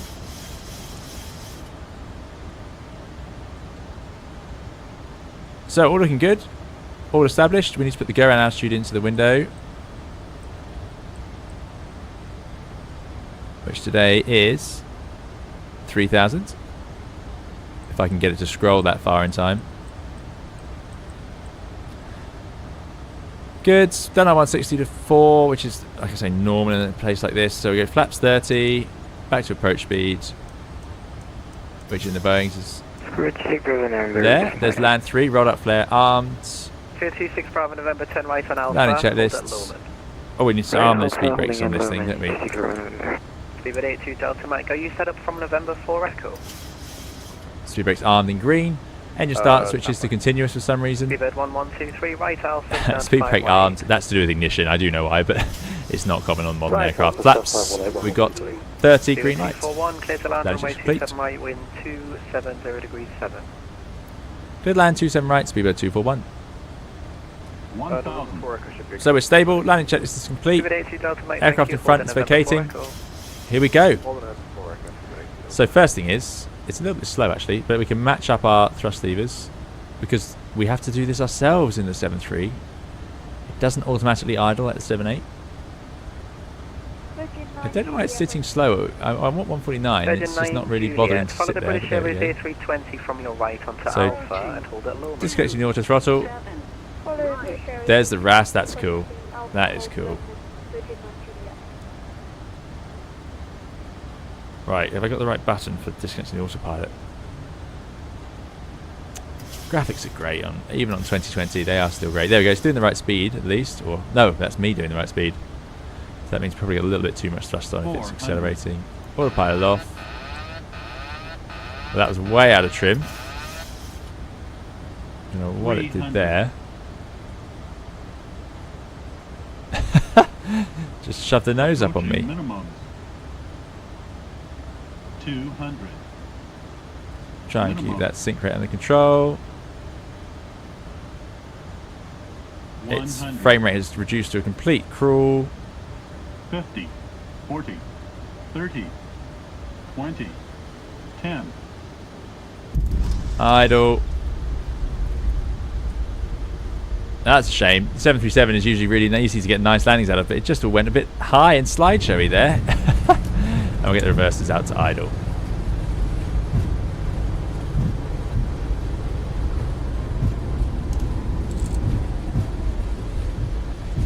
Now it looks like I can only go max or idle, and the speed brake didn't deploy. None of those things helping. We'll take this exit here, manual brakes. Good 82 Delta Mike from November 4 Forward idle. For takeoff, runway 27 left, wind 270 degrees 7 knots. And we'll take this exit here. 35 knots, not bad. That's a reasonable vacating speed. Virgin 9 Juliet all the way That's down. a shame we made it so far with such smooth performance, and then it just absolute ground to a complete halt there. 26 Bravo November, are you set up from November 4 Echo? Let's get ourselves clear of the runway. November 3, slow 26 Bravo November. 26 Bravo November. Is anyone landing right behind us? No, it's pretty quiet. No one on the taxiway. Let's just clear the runway. 26 Bravo November, thank you. Speedbird 241 right Alpha for gate 507. Right Alpha, gate 507, Speedbird 241. Right, we're off the runway. Speedbird 3421, start approved. Oh no, airport map. That'll do. Let's find ourselves Alpha. That's Bravo. I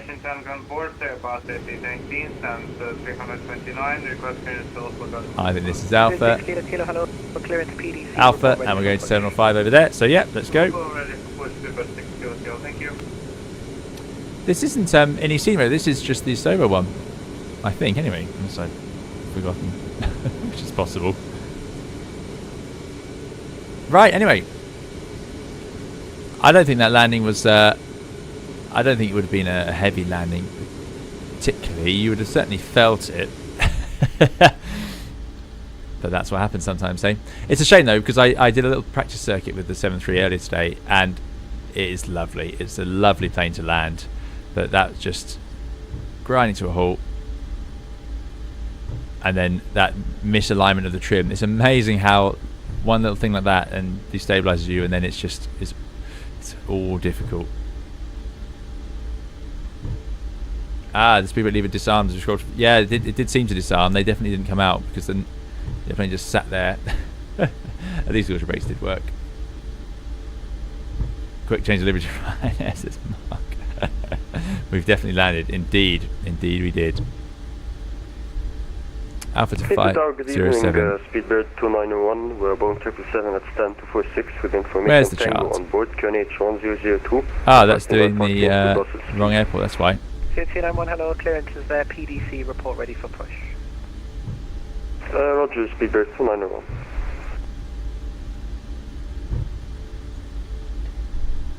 Ah, there we go, okay. Let's not drive off the edge.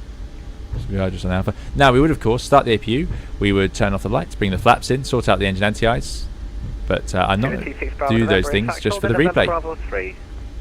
Bravo 3, thank you, 6 Bravo. Speedbird 82 Delta Mike, squawk mode Charlie. So we're on Alpha. Apologies, squawk mode Charlie. Alpha to 507. Which is not shown on that chart. Disappointingly. 19730, see ya.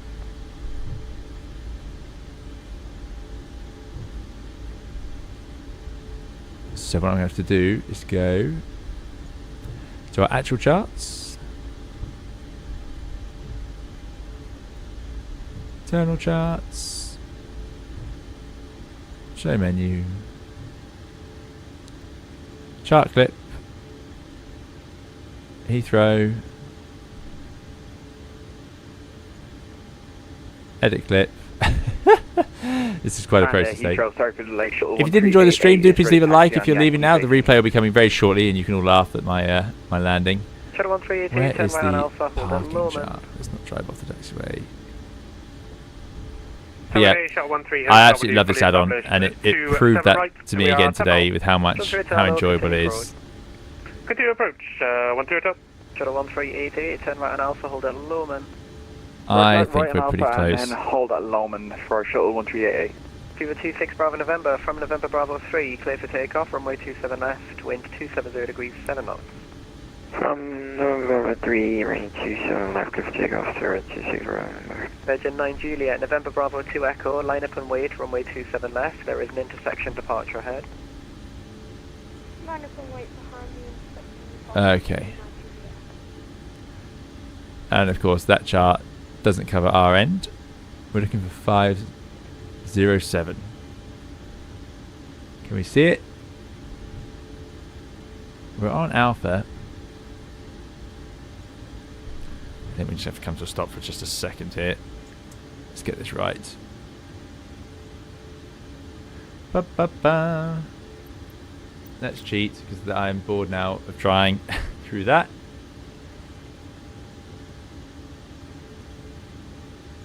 Again, they've done a great job modelling the Boeing style. It's just this is so much quicker. Parking charts, please. Parking stands. Yeah, that's correct. Not that one. Parking stands continued. 07. There it is. So we're going to go Alpha. We're going to have to go left here, aren't we? Good. Just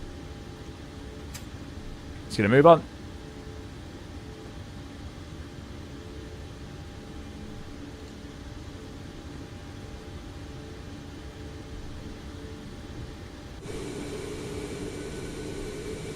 Awesome.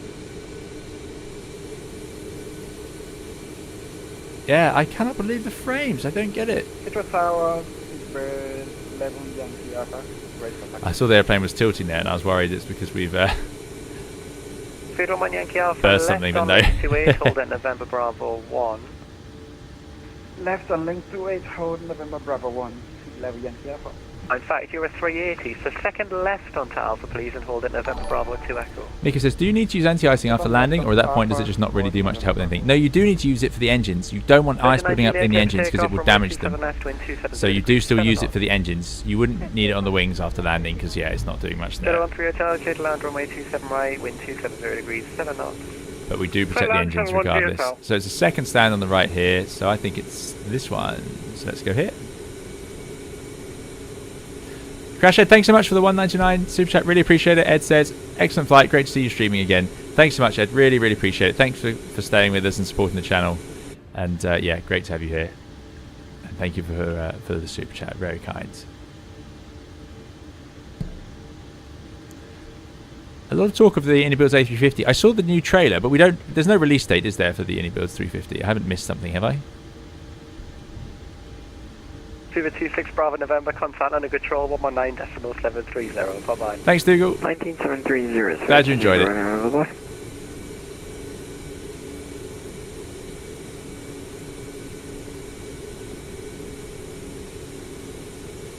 Oh, that line came quicker than I was ready for. And Heathrow, this is Shuttle 1388. Right, there we go. Thank you. Are we okay to stay here for 2 minutes? Let's disconnect from VATSIM. We can't seem to release the brakes. Fantastic controlling all round today, no doubt about it. And now we're jumping into the replay. Stop recording. Replay. Oof. That's a long replay.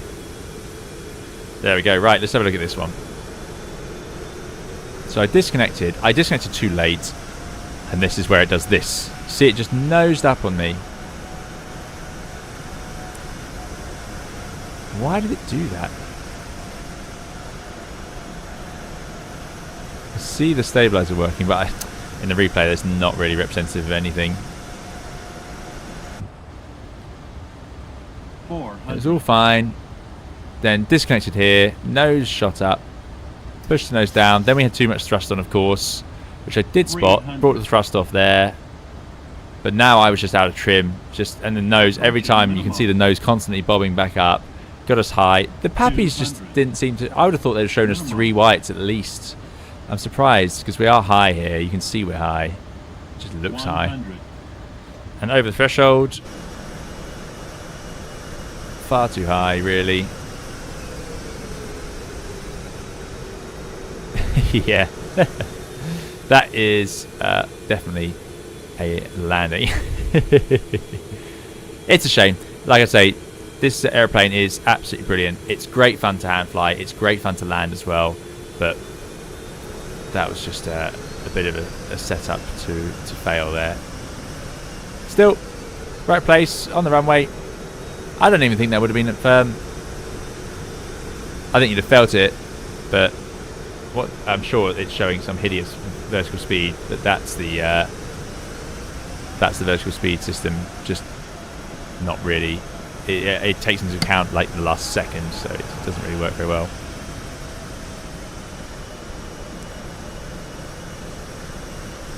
I'm seeing lots of questions. Do please come to the next stream, and I will try and answer them.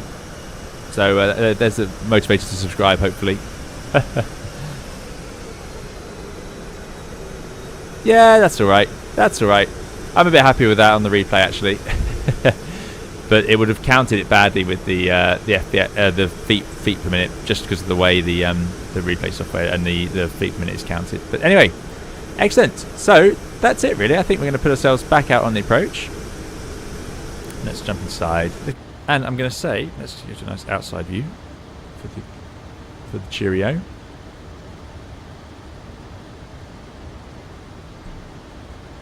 Oh, I might have pushed it too far there. Everything is broken. My whole computer. Ah, there we go. Okay, it's back. Okay, good. Yeah, so let's say thank you all so much for coming along. It's been great fun. I'm so glad we had the chance to have a stream here. Like I say, more to come. Aiming to keep the streaming up a little more regularly than we had been. So looking forward to that. Exciting long haul streams to come when I can fit those in, either in the 777, 787, or maybe the 350 if that's whenever that releases. I don't know. That could be a little bit further in the future. I have no idea. But yeah, exciting times. Thank you all so much for coming along. Thank you for chatting and commenting and asking questions. Really appreciate it. Really enjoyed it. Thank you, of course, to the super chats and the very kind donations to help support the channel. And thank you to the moderators for keeping us safe. Thank you to everyone, even if you just watched along. Really, really appreciate it. Do please leave a like on the way out on YouTube. It makes a big, big difference. And yeah, we'll see you again in another video or live stream soon. Let's jump into the replay. I think that's a good enough view, right? We shall see. Oh, actually, no. What we need to do, we need to rearm those because that didn't work, which is also disappointing. I wonder why. I wonder if it's because of my hardware got in the way. Anyway, that's done. Good. Right. See you all next time. Thank you so much for watching. Keep safe and well. Bye-bye.